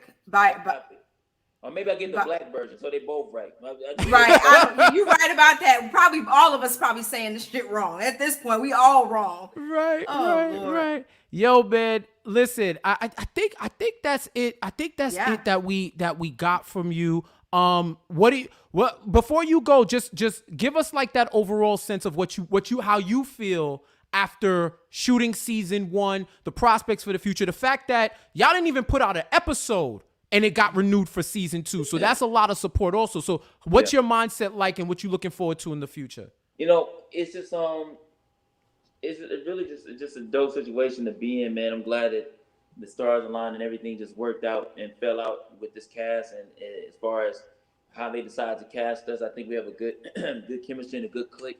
I'm glad that people have just been so receptive of it. Even though in the beginning of the season, the biggest thing everyone kept saying was, it's kind of slow. I'm not sure. I'm like, we got to move it slow so that you guys can understand these characters and where they come from so you can feel invested. So by the time we start getting to all the guns and burning houses, you feel for us or you want to connect and you find yourself captivated in the story.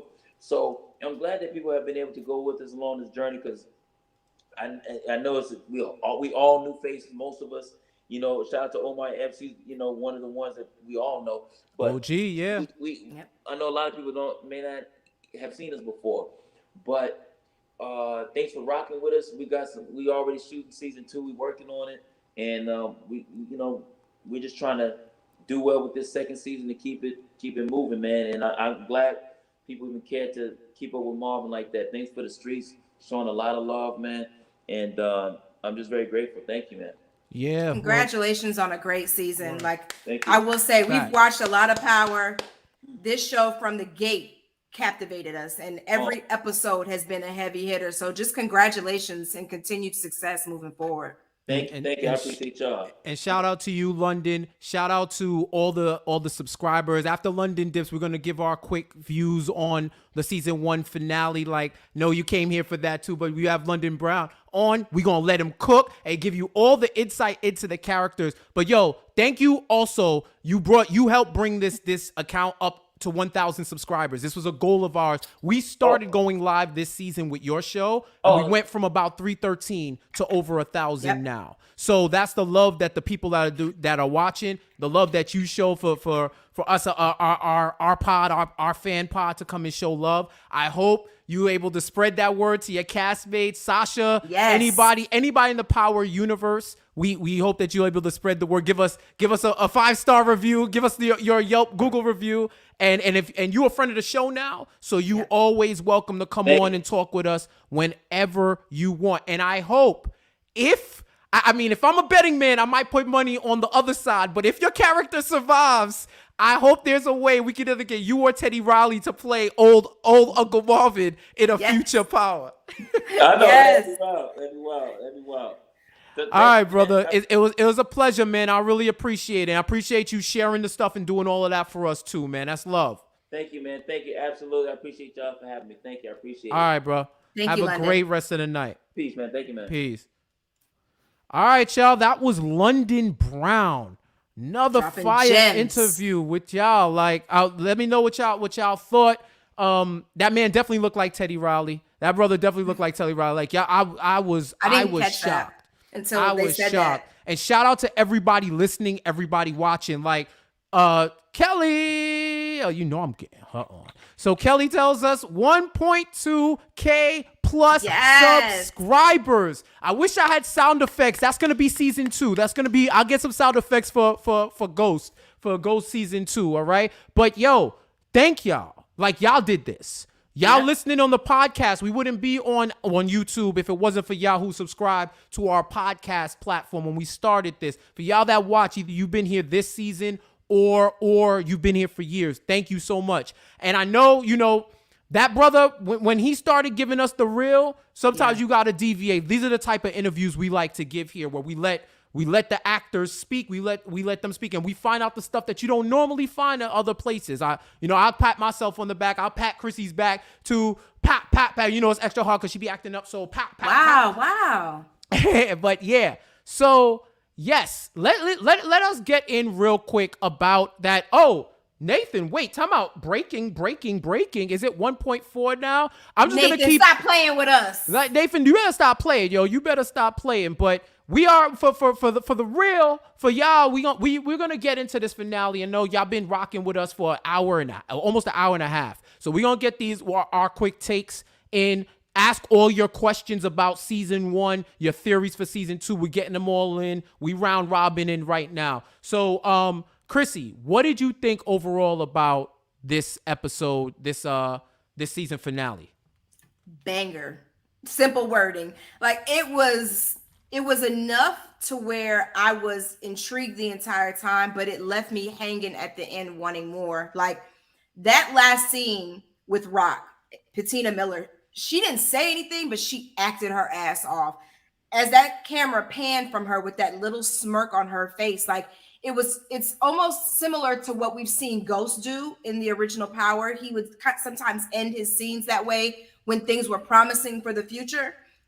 So in my pure power, I'm thinking, yo, like things are looking up, but we always know that's not always the case with Power. Like something's going to deviate, but everything went according to Rock's plan in a way, By any means, like minus Marvin not doing what he was supposed to do at the end in terms of getting Kanan and getting him out. Right. Everything went according to plan. Like everything, when as she said, Unique got caught with the jacket, which was crazy in itself. Like I didn't think he was going to have the jacket in his hand. So that was pretty interesting. Just all around thought they tied up a lot of loose ends, but introduced a lot more. So I thought it was just amazing. I love how they've done this series for it to be a timepiece and not really connected to Power in the way that, you didn't have to watch Power to watch Raising Kanan. They've done such a great job of setting the tone for what this series is going to be. I'm down and I love it. What did you think? Yeah, shout out Jen, my sis Jen in the chat. Respect, love you, Hey, sister. Jen. Love you. I'll get to my thoughts, but I want to get the people involved. You know what I mean? Y'all and y'all were part of that interview too. That's the thing about our show. Y'all also did very well in that interview, dropping your questions. We saw all of them. It's the most lit the chat has been. So apologies if we missed anything, but I hope we encompassed everything that you were saying. So I want to get to the people. Ratchet Studios, how did Howard survive losing all that blood? If he had a rare blood type, surgeon never mentioned having it on deck. Good question. I'm O positive, so I think that's the universal receiver.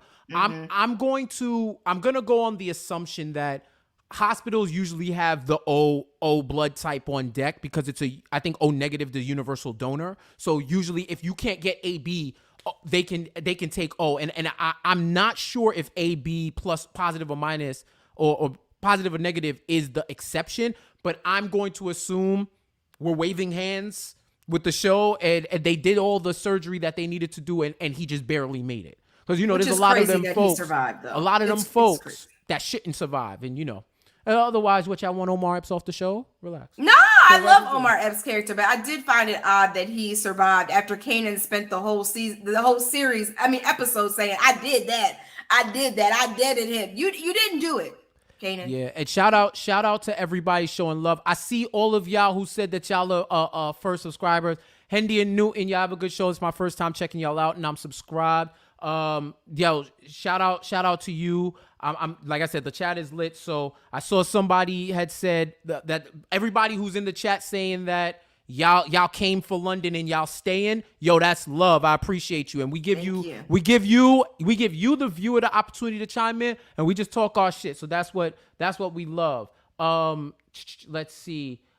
Good brother Mars, what's up? When Kanan fell, I was singing Donnie McClurkin in my head. We fall down, but we get up. Yeah, that man took a wild stumble, and the fact that he had all his DNA on Unique's jacket on the floor, getting that caught up. I actually had to look that up, by the way, and fingerprint DNA just started being implemented in '86. So it was like burgeoning stuff. So I don't know if they're gonna be able to use that or use that as a thing for as a way Unique gets out. So that's something to keep. That's something to keep in mind. What's up, Roz? Rock was giving Angela Bassett waiting to Excel 5. Very much so. She definitely had that. I'm a queen, and I don't need to tell you I'm a queen because my presence and my essence tells you that I'm a queen. Like that's the energy that she was giving off. And I have a take about her, but I want to get to the people. What's up, Kimi Cakes? Definitely very ghost-like, looking over her territory, similar to how he would look over club patrons. Yeah, that Yep. the terrace was like her truth. Great eye for that, as you see the scenery of how you gazing over your land and you see what it is. Let's see. And she definitely feels like she won at the end of that. Like at the end of that night, you definitely feel like you won. How the hell would Marvin manage to plant the jacket and do a round trip to Maryland? I think she more so cared about him getting to Maryland. How he got back was how he got back. So he was supposed to drop it off, then go pick him up, and then be out. So I don't know I guess they was gonna stay out there until let's see. The block was too hot though. I don't think they anticipated the amount of cops that were going to be out there when you shoot a cop, clearly, because every block was cornered off. I don't think they thought that through. Oh, let's get into this. Is Symphony still a Fed or nah? He's a Fed until I see otherwise. So let me guess. Because they went to Maryland, he's actually going to go past Maryland and go to D.C. and take him to the Capitol building and hold him in the basement of the White House while they try to shake down a drug dealer from Queens. Well, Symphony, I don't think Symphony knows why he's transporting Kanan. I just think he knows the severity of the situation in getting him out of town. I don't know that Rock actually told him, like, yo, he shot a cop, because I don't know that Symphony, being the character we've seen from him thus far, would actually be down for that. You understand what I'm saying? Like, based on just what we've seen, what he's given us, despite the fact that I still think he's a Fed, I don't think that he would have been down for that. So I don't think that Rock really fills him in, kind of like she's done all season. She's kind of given people a base and not told the full story. Unfortunately, it always ends bad in the end. I don't think he's a Fed. I think y'all are holding on. You're dying with the lie right now. Hendy and Newton, some people think Symphony is Breeze on the low. Yeah, I saw those theories floating around. I don't know. I don't know. Mark Hosey, Symphony is complicit now. He's part of any RICO case. Unless he is a Fed and he's undercover and this is part of his cover, then that would be his out to not be implicated. But he's not, because he's not a Fed. Let's go. Dr. Scott NYC, Streets need a body and Juke needs an Emmy. Acted her ass off in that episode. Yes. And let's go to Michelle. What's up, Michelle? The convo between Juke and Kanan, also our dude Symphony, is a real one. Listen, that convo between Juke and Symphony was so impactful because she can see through Kanan.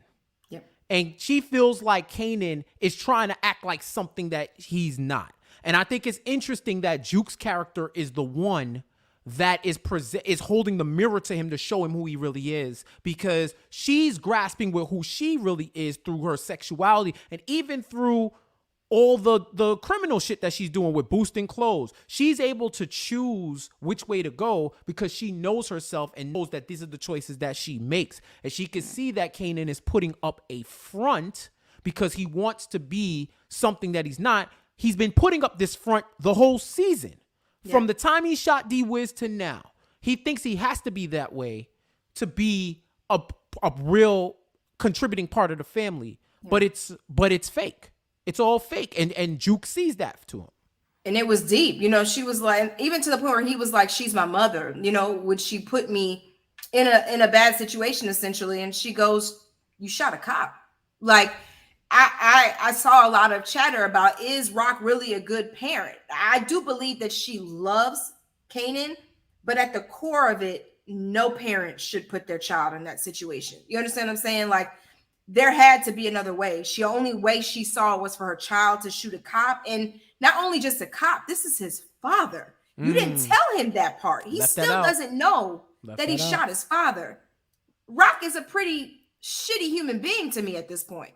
And that's just keeping it 100. Like, that's not what a good parent would do. And I love that Juke saw that, despite the good relationship that she has with Rock and how close they are. She knows that she put Kanan in a situation that's going to ruin his life.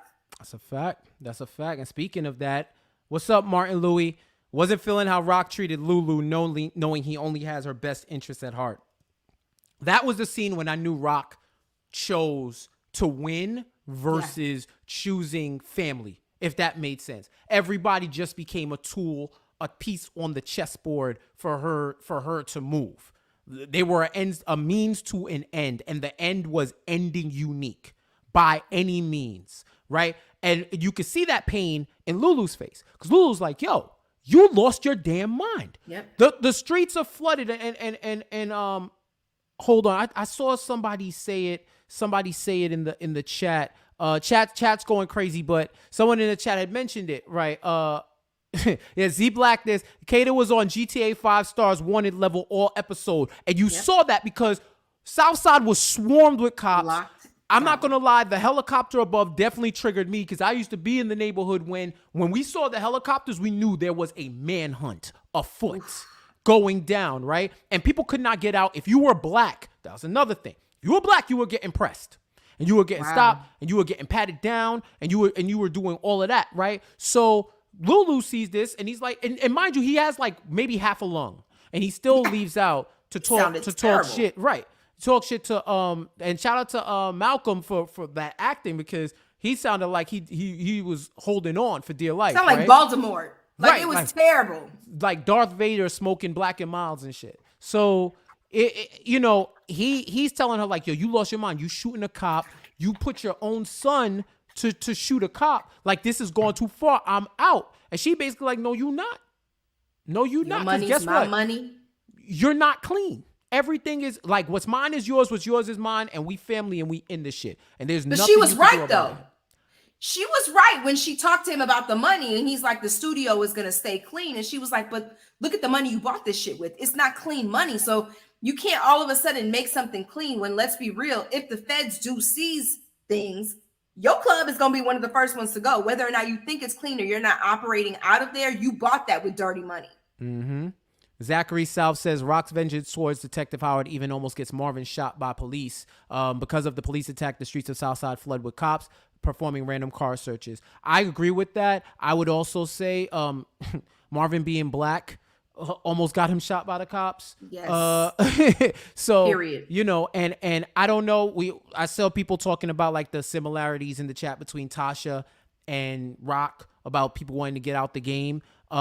Be Yourself says, nah, Tasha was never wanted to be a queen pen. She enjoyed the lifestyle and did what she thinks is best to protect her son. Rock is a savage. And I agree with that. I agree with that. I agree with that 100%, because Louisiana Boy Jays, Rock is a narcissistic sociopath. The red dress symbolizes how much of a demon she really is. And yeah, she's on demon time for real. I would even go as far as this is I don't know if it's a hot take, normal take, regular take.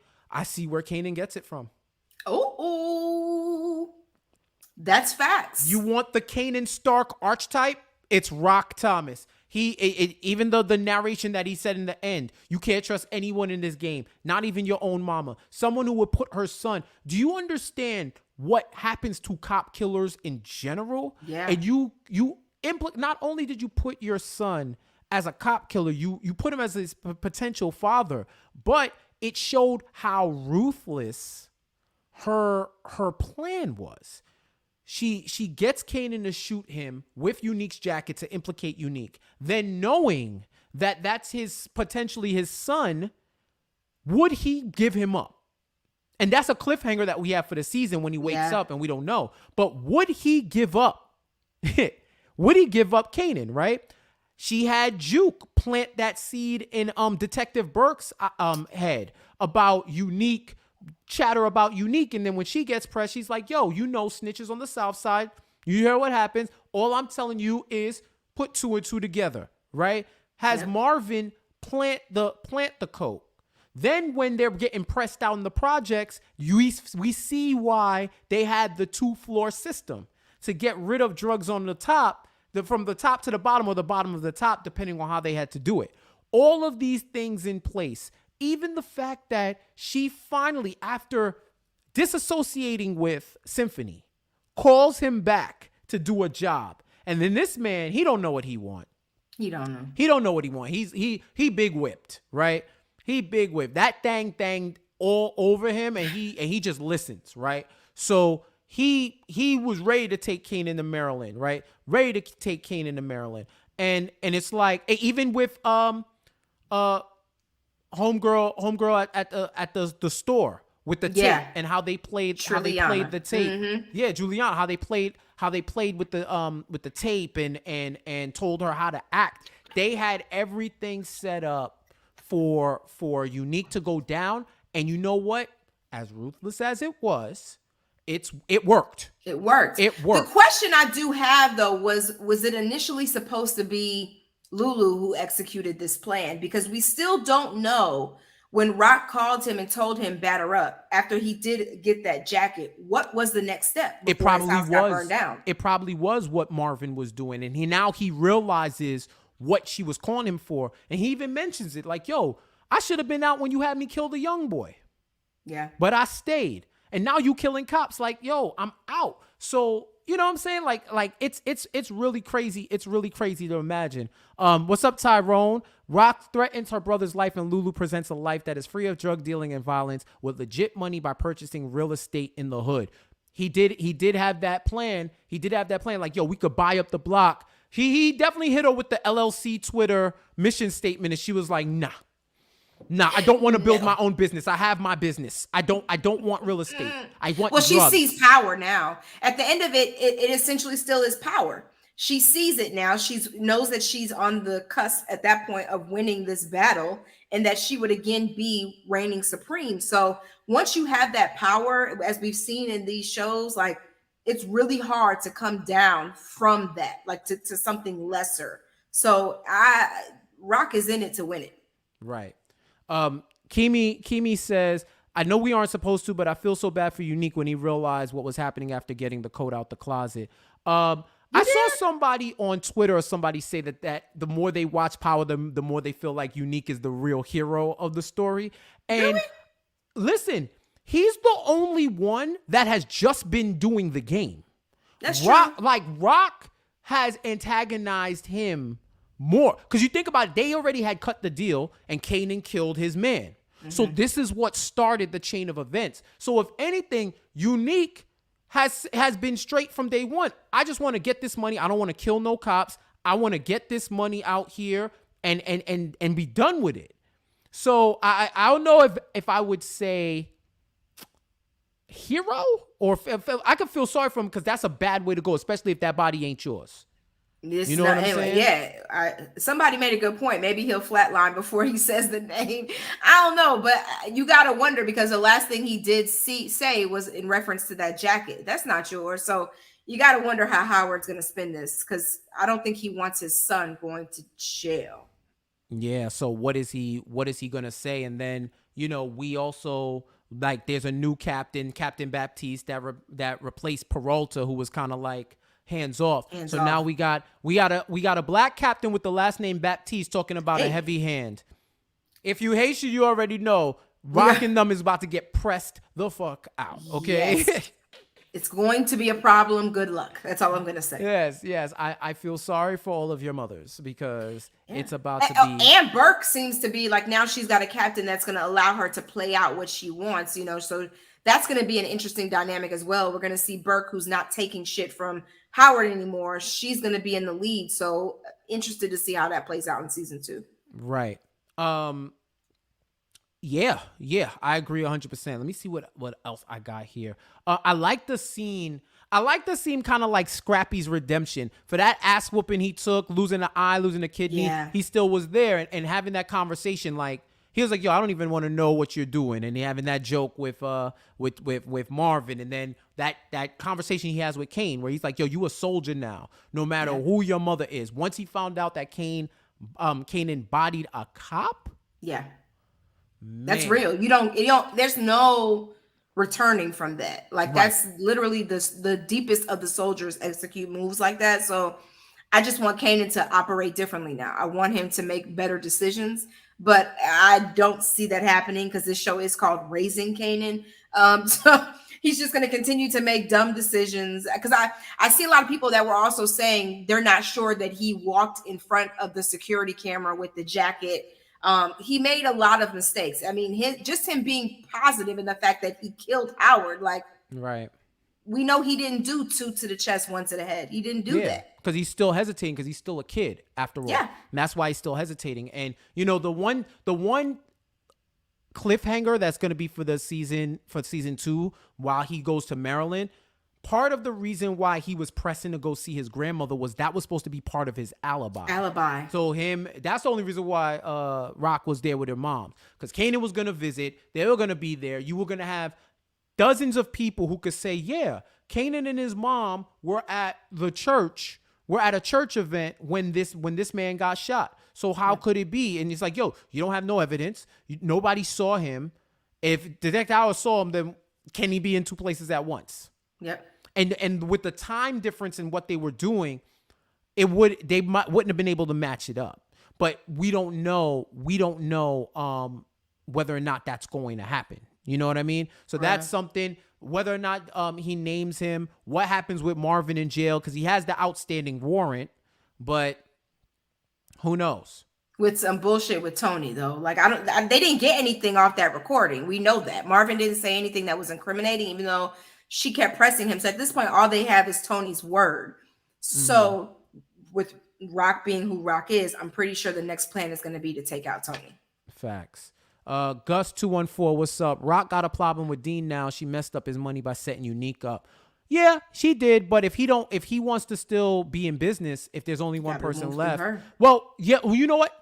If she starts working with Juliana's cousin, that he'll be completely off the board. Yep. And he may need to enlist somebody else. Who knows who somebody else is. Now she's proven to him that she's taken the cop off the board. So, you know, as of now, that's what we can assume, even though Howard did wake up. So I don't know how that's going to play. There's a lot of things were wrapped up, but a lot of new plots were opened up at the same point. So we've got a lot of things that we're going to be looking for when season 2 rolls around. No doubt. Sakano, what's up? Kanan falling on the floor is going to play a crucial part in the second season. They wouldn't show it for no reason. I agree. Think that's a fact. There's going to be some evidence collection going on, and I'm going to be interested to see how that plays out. What's up? Let's see. Actually, hopefully Marvin will be out soon and Tony is dead. Oof. Well, yeah, if he gets out, she better go into witness protection. Michelle says season 2, Marvin Unique and Sam the Junkie all in the same precinct holding cell. Interesting. Eunice Lawanda, what's up? Well, Howard and Kanan has a rare blood type that's going to be heavily focused in season 2, in my opinion. Yeah. What if Kanan is AB also? And is it like, if he don't come and give me this blood transfusion, this damn bone marrow, I'm sending him up? Like, I mean, he needs Kanan more than, you know, Kanan needs him. So, I mean, at the end of the day, he needs Kanan to survive. This is a guy who lost, they said they took a lung. They took, I think, part of his kidney, I believe they said, and his spleen. Yeah. Like, he lost a lot of shit inside of his body. And he's suffering from leukemia. Yes. So, I mean, he needs Kanan to survive at this point. So he may lie just because he still needs him. Right. That's a fact. That is a fact. So y'all tell me, well, let's talk about chat. Let me know what y'all think is going on. If you're watching this after, give it to us in the comments. Let us know what you're expecting for season 2, what you're looking forward to in season 2. Let us know. We'll get those up before we get out of here. But for you, Krissy, give me your overall view of season 1. Man, I don't think I have enough praise for season 1. Very rarely do I have nothing negative to say about a show. Like there's usually something that I'm nitpicking about, you know, with these seasons. This show to me embodied what I've wanted to see from Power moving forward. I did not, as I've been vocal about, like that last season of regular Power. So I've been looking for these shows to pick up that slack, and this one is my favorite by far. I really liked book 2, but I really love Raising Kanan. The acting has been superb. I feel like they've got these actors, like they really feel like family when they're portraying these scenes. Nothing feels fake. The storylines are perfect. There's no lingering effects with them, like to the point where we're like, damn, just solve it already. Like, what are we waiting on? Like, even with Howard being the father, you know, we went from getting that clue in one episode to him approaching Rock in the next episode, and it progressed right. So I am all in with Raising Kanan. I've not found anything to turn me off. It usually, I'm really shocked because I usually have issues with shows, but I think they've just done an amazing job with casting, with writing, producing, and I loved it. What's your views on it? I know we usually don't have the same. So what's your views? No, I agree with you. I'll echo everything you say and also say, I think for fans that have been here since the first Power, that this was almost a refreshing throwback to the core things that we loved about Power: murder, death, sex, mystery, relationships, family, all coming to, and familiar scenes of New York. That's like all the familiar. And then when you give it the backdrop of being a period piece set in the 90s and one of the golden eras of hip hop and all of that encompassed together, like you get a fire show. You know what I'm saying? You get a fire show.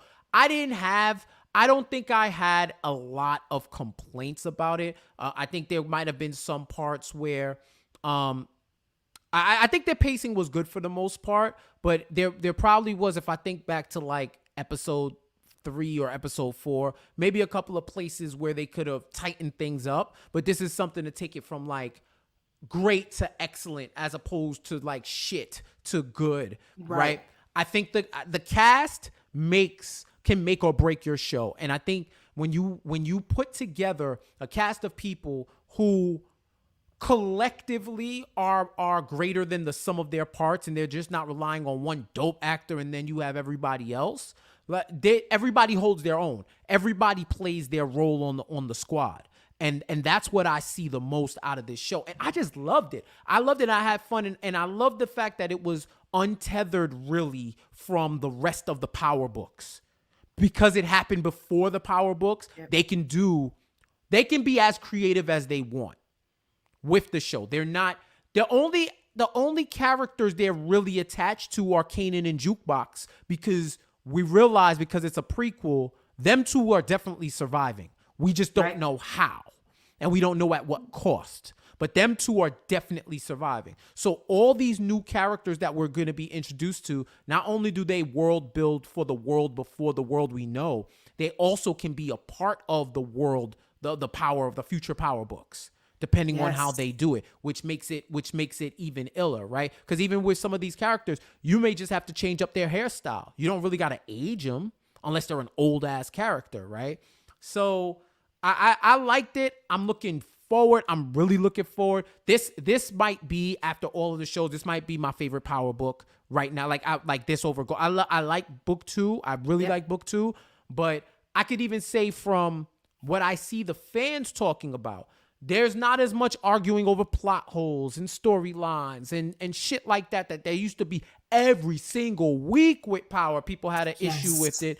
And I think it also goes to highlight the fact that there's a different executive producer on it with their own vision. Shout out to Sasha Penn, with their own vision, own showrunner, own outlook on it, to put their spin. And they're detached from all the scripts before, and they can put their unique spin because this is their world. And I think for the future Powers, it would be good to have that separation and have fresh eyes on it, so that you can create your own world building off the world that you've already established. Agreed, my man. That's very well put. Thank you. Rare to get a compliment from Miss Krissy Bree. Okay, all right, let's get to your comments before we get out of here. Kim Cooley, what's up? I think Marvin's arrest is somehow part of Rock's plan. His arrest could prove that he was at the police station and or away from the crime scene. I don't know if it's really a part of her plan. Because if it wasn't, then she wouldn't have been calling so feverishly, and she would have already hit Symphony. But anything can happen. Let's see. Ratchet Studios, I think one of the uncles will die next season, depending on how many seasons they get. I don't know if season 2 you get rid of an uncle. You probably don't get rid of anybody until the second to last season at the very least. None of the main characters, unless they have to be written off for whatever reason. Dr. Scott, Davina's the one timeline they didn't wrap up. They did, because she's in foster care. She's in foster care. She's in foster care now. So they kind of, we don't know if she's going to leave, if she's going to run away, but they did kind of sew that up. I guess what he's saying is they didn't address the fact that she's the one who outed the stash house. So okay. Yeah, that could no, be what my he bad. means. My bad. Yeah. That one that hasn't come up. That hasn't come up yet. And that is something that hasn't been addressed. It doesn't really bother me as much because that type of information gets around the hood. Yeah. So it could literally be anyone. Like, let's think about it. What Kanan just found out that D-Wiz got murdered by his mom, but doesn't know that Lulu killed him. Yep. That's the one thing he doesn't know. He thinks it was Rock. He doesn't know that it was actually his Uncle Lulu. She said, I killed him. I would like to see if that ever does come back around. Like, does she say it or does somebody else? What's up, Green Fly? What's up? Maybe season 2, Lou and Unique work together to clear Unique and take Rock off the board so Lou can get out the game and get on with his music. I think Lou wants out, but I don't think that for him that means not being loyal. I think he's still gonna ride for Rock. He may not like what she's done, but I don't see him ever turning on her. He is a soldier, just like what we've been talking about since the very beginning. He's had people killed as well, so he's liable for a lot of shit. But I don't think he'll ever turn on his sister. I don't see that happening. Facts. Sakino, well, I really like to see Juke's transition into how she ends up in law enforcement. We've seen the seed planted with her acquaintance type relationship with Detective Burke. Eager to see. Yeah, I want to see how that slowly. I think it's gonna be a slow roast, and maybe there'll be a moment where she's like, "Yo, I gotta join up," or this is the way I'm gonna finesse. Mark, Hosey, Crown, and Jessica are going to try and work an angle on Lulu next season. I keep saying that. Crown gonna have to get his money up before he do anything like that to Lulu, because I don't think he's built like that. But we'll see. If Jessica gets fed up, maybe. When he finally told her to shut up in last night's episode, I was like, finally, my God, somebody tell this girl to shut up. If she brings up this studio time one more time, he was like, girl, just shut up and drive. And I couldn't have been happier for that moment. I mean, she was just running her mouth. Ratchet Studio says, I wonder if Kanan will be in Maryland for the first half of season 2. I think he should be there at least for the first episode. Yeah. And figure out what he's doing when he's hanging out. That would be cool. Ty Wills. Everybody fingerprints on the leather jacket. Kanan, Lulu, and Marv. I wonder if that will play out in any way. We will see. Good Brother Mars. It's definitely been one of the most emotional seasons of Power history. It seems like Nicole's death and Marvin and Jukebox fight. Yeah, we've been stressed this whole season. It's been a lot of emotion. For one season, for people that we just met and to feel that pain, it's been wild emotional. It's too much. I definitely caught myself. Krissy tears are back in full effect. It was a lot of crying this season. Dr. Scott says book 3 is better than book 2, greater than book 2. I see a lot of that. I've been seeing a lot of that. I mean, that's what you would hope, that the shows progress and get better, but a lot of people doesn't mean book 2 is bad though, because I still like book 2. Right. I favor this one more. I hear that. Lady Kendra, the show the whole season was excellent. I love the characters and action portrayals. I cannot wait for season 2. Same. Mark and Mars are talking about D-Wiz brother and potentially being Breeze. I keep seeing I don't know if we'll notice where Breeze is coming from, but if that's his brother, because he is the brother that was upstate, so we don't know who he is. But that would be interesting to say the least. Let's see what else y'all saying. Louisiana boy James, Jukebox mother is going to turn out to be worse than Marvin. She will be overbearing and judgmental. Shit, she might be the one that gets him out of jail. We don't know. That might be how they make her appear. I see Ratchet and someone else was saying that he said he needs to make a Drake track about Kanan and Marvin. No. So somebody also said, "Can see the next boy Drew Tejada for book 2?" Yeah, I think he gets out, right? I think he gets out. No, I'm thinking about their father. No, Drew was the brother who was gay and was the artist and wanted to go to school. But we all know she not asking about Rolla. Introduce a Rolla soon too, right? I don't know. I feel like Rolla would have been around Ghost age or maybe younger. I don't think he was older. Martin Louis, surprised police didn't find the body in the wall that Marvin put up. That was not the code. That's what I forgot. said. That's what I forgot to ask him about. But London was cooking. London was cooking. Man. So he was dropping too many gems. I actually that's on me. I actually had him in the on our list. But like we needed to get to that Marvin and Jukebox scene. But yeah, I'm wondering what the hell that was up with it. I know he probably would have had a wild metaphor, but we gonna get him on. We definitely gonna have him on again and ask him about that stuff and get him on back. So let's see. Kansas City Mac, remember Juke becomes a cop. Baltimore. Maryland involved. Yo, Kansas City Mac. That's a great eye. That's a great eye. Yeah. Did not remember. Okay. That's good. Exactly. And yeah, I hope Famous doesn't keep writing songs that incriminate his friends, because that's not a good look. He's such an annoyance. Yeah, y'all put some great predictions for season 2. From what we know, I think season 2 may not drop until next summer or next fall. Yeah. So at the very earliest, it's probably gonna be next fall. But London was talking about LaToya Luckett was on set, so they might have started shooting stuff already. He said they started shooting season 2. He did say that. Oh, okay. Yeah, he said that. I'm wondering if that's what's gonna come back after Force. Book 2. Oh, Force. Oh, Force is Tommy's, right? Yeah. So I'm thinking Tommy is at the top of next year. That it comes after. So it might be Ghost, Force, Kanan, and then probably Ghost, Force, Kanan, like that. But we still gotta fit in what's his face show? Oh, how to get away with power. How to get away. Yeah, the resident legal guy, Tate. Yeah, Tate. So we gotta fit his show in there somewhere. How to scandal your law and order through power. Okay, this is great. Okay. Oh man, so I'm hyped to see this, man. I want to see this come back, and this is gonna be really dope. Power Book 2 is a Disney movie. Relax. They shot 3 episodes. Jay Watt said they shot 3 episodes. They'll probably be back late summer. Yeah, I think they'll probably take their time, because I do feel they want to get a winter season of Power in. Yeah. So they probably will wait until it's like cold and snowing out here, because they shoot all the stuff out here. So yeah. And your lips to God's ears, Rainy, praying we are all alive in summer 2002. Shit, I pray we all alive tomorrow 2002, January 2002. You heard? Because it's been wild. It's been really wild. But yo, this was awesome. This was another milestone of Power After Hours. London Brown, thank you once again for joining. And thank everybody here who's here for the first time.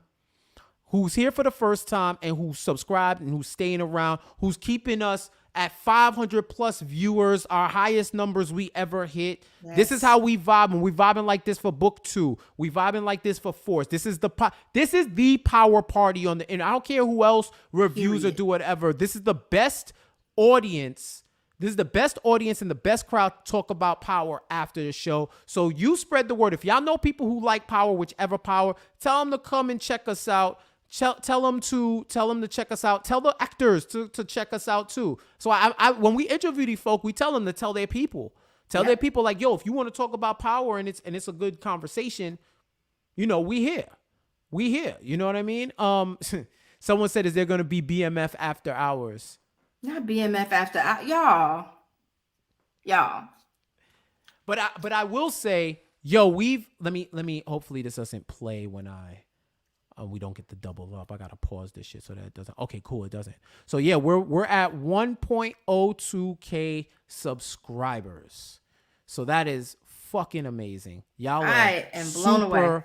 Y'all are super amazing right now. Shout out all y'all are saying you just subscribed. Yes. Right.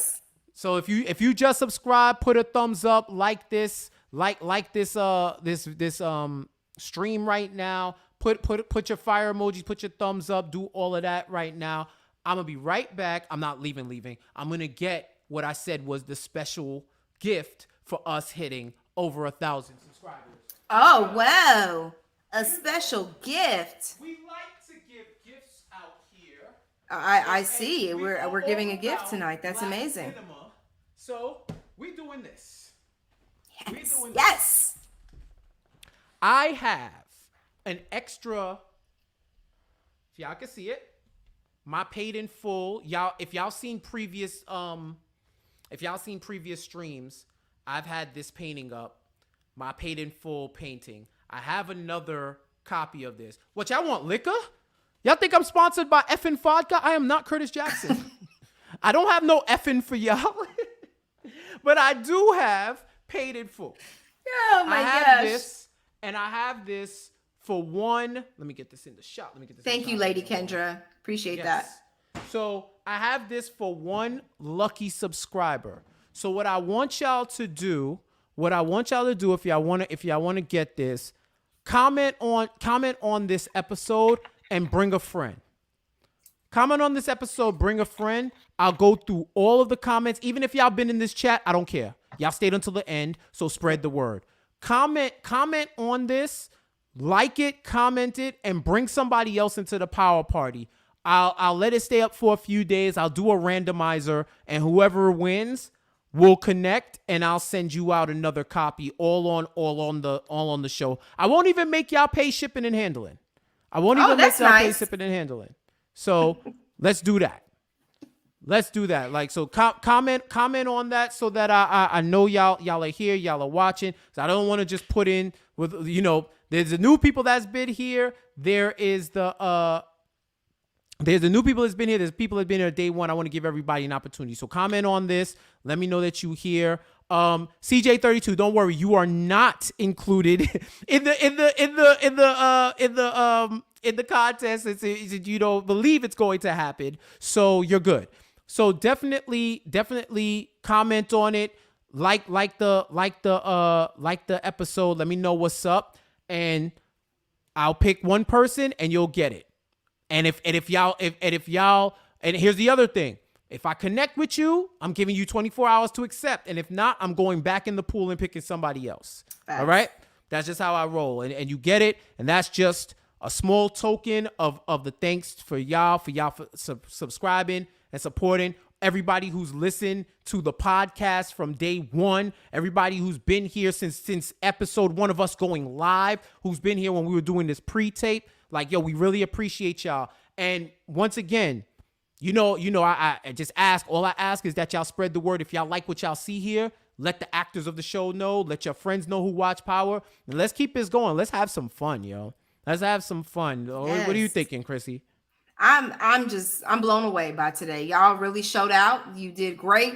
Like, y'all brought the questions. Y'all really like the comments up. It makes it really hard for me to focus on the camera because y'all I want to read what y'all are saying. So I'm excited for one of y'all to win this painting because I know Jeff has been wanting to do this for a while. So I'm just blown away by all the support. I thank you guys so much. Seriously. No doubt. So that does it for us. Season 1 is in the books. We'll be back when Power Book 2 Ghost comes around. As I forgot, like, damn, this is the end of the season. So we'll be back November 22nd, probably.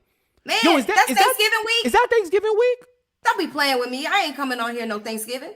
It ain't gonna be Thanksgiving. It's gonna be the Monday before Thanksgiving. It's the Monday before Thanksgiving. What, you gonna start cooking on Sunday? And you can't make it until you ever made Glio, man? Glio takes work.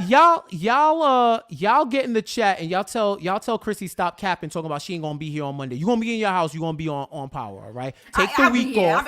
I know you make a lot of money. Here. Take the week off, and you're gonna be here with our Power friends. We're gonna be here for the Power friends. And look, if we're able. You know what I'm saying? Yo, you know what, CJ? You back in the contest, CJ. You CJ, back in the contest. You was on my side. You talking about she cooking for 4 days. For 4 days. You know what I'm saying? Yo, man. Everybody, CJ is back in the running for the painting.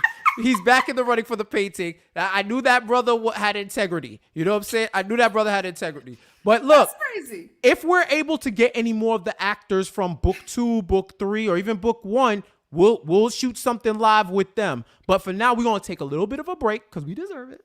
And we'll be Mr. back Polo on Lifestyle. November 22nd. So, be sure to stay with us, stay tapped in, and we're going to be back. So we're going to miss y'all for a little bit. Shoot. What is it, September 27th? Damn, almost 2 months? It's 2 months. Yeah, that's what I'm saying. Yeah.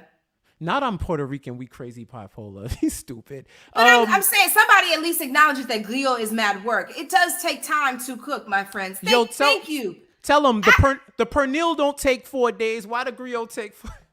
Glio, man, the way it be popping when you fry, it takes time. Nah, I'm out of here. But yeah, damn, 2 months. But we're gonna miss y'all, but we're gonna come back for book 2 Ghosts. I hope you stay with us. Hopefully we'll have some stuff in between that. And if we do, if you subscribe and you turn on your notifications and you follow us, where can they follow you, Krissy? You can follow me everywhere at Krissy B. Davis, like literally even LinkedIn. I'm at that handle. So yeah, hit me up there. What about you, Jeff? Yeah, and all your virtual assistant brand management needs, you got Krissy B. Davis. That's the other side. That's the ratchet side. That's the business side. You heard? So lock Ratchet in with her. on both sides. She gets results though. And I'm Jeff J. Says on all social. Follow Power After Hours at Power After Hours on Twitter, on Instagram, and on YouTube. You'll be completely locked in, and we'll be locked back in with you in a couple of months. We're gonna miss y'all, but don't be no strangers. If y'all like sports, wrestling, betting, all of that, lock in with me.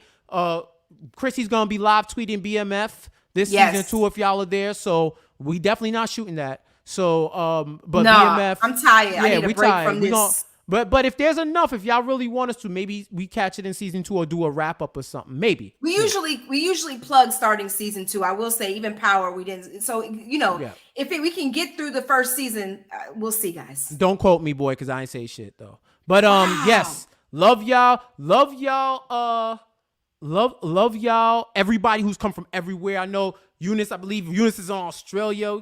Kansas in here. New York. London. In Trinidad. We had Trinidad. Yeah. We had Germany. Oh, this is a worldwide Power After Hours podcast. We love y'all. We appreciate y'all. I'm about to go get some food, watch some wrestling. You already know the vibes. My Mondays are open again. It's lit. Yes, thank God. So tired. Thank you for joining. Thank you for listening. Thank you for watching, whether you're on live or today. We want to see all of y'all live. And until next time, we'll catch you later. Thank you for rocking with us. Almost 2 hours and 500 people, 1,000+ subscribers. We love y'all. We talk to y'all in 2 months for Power Book 2 Ghosts Season 2. Peace. Later, y'all.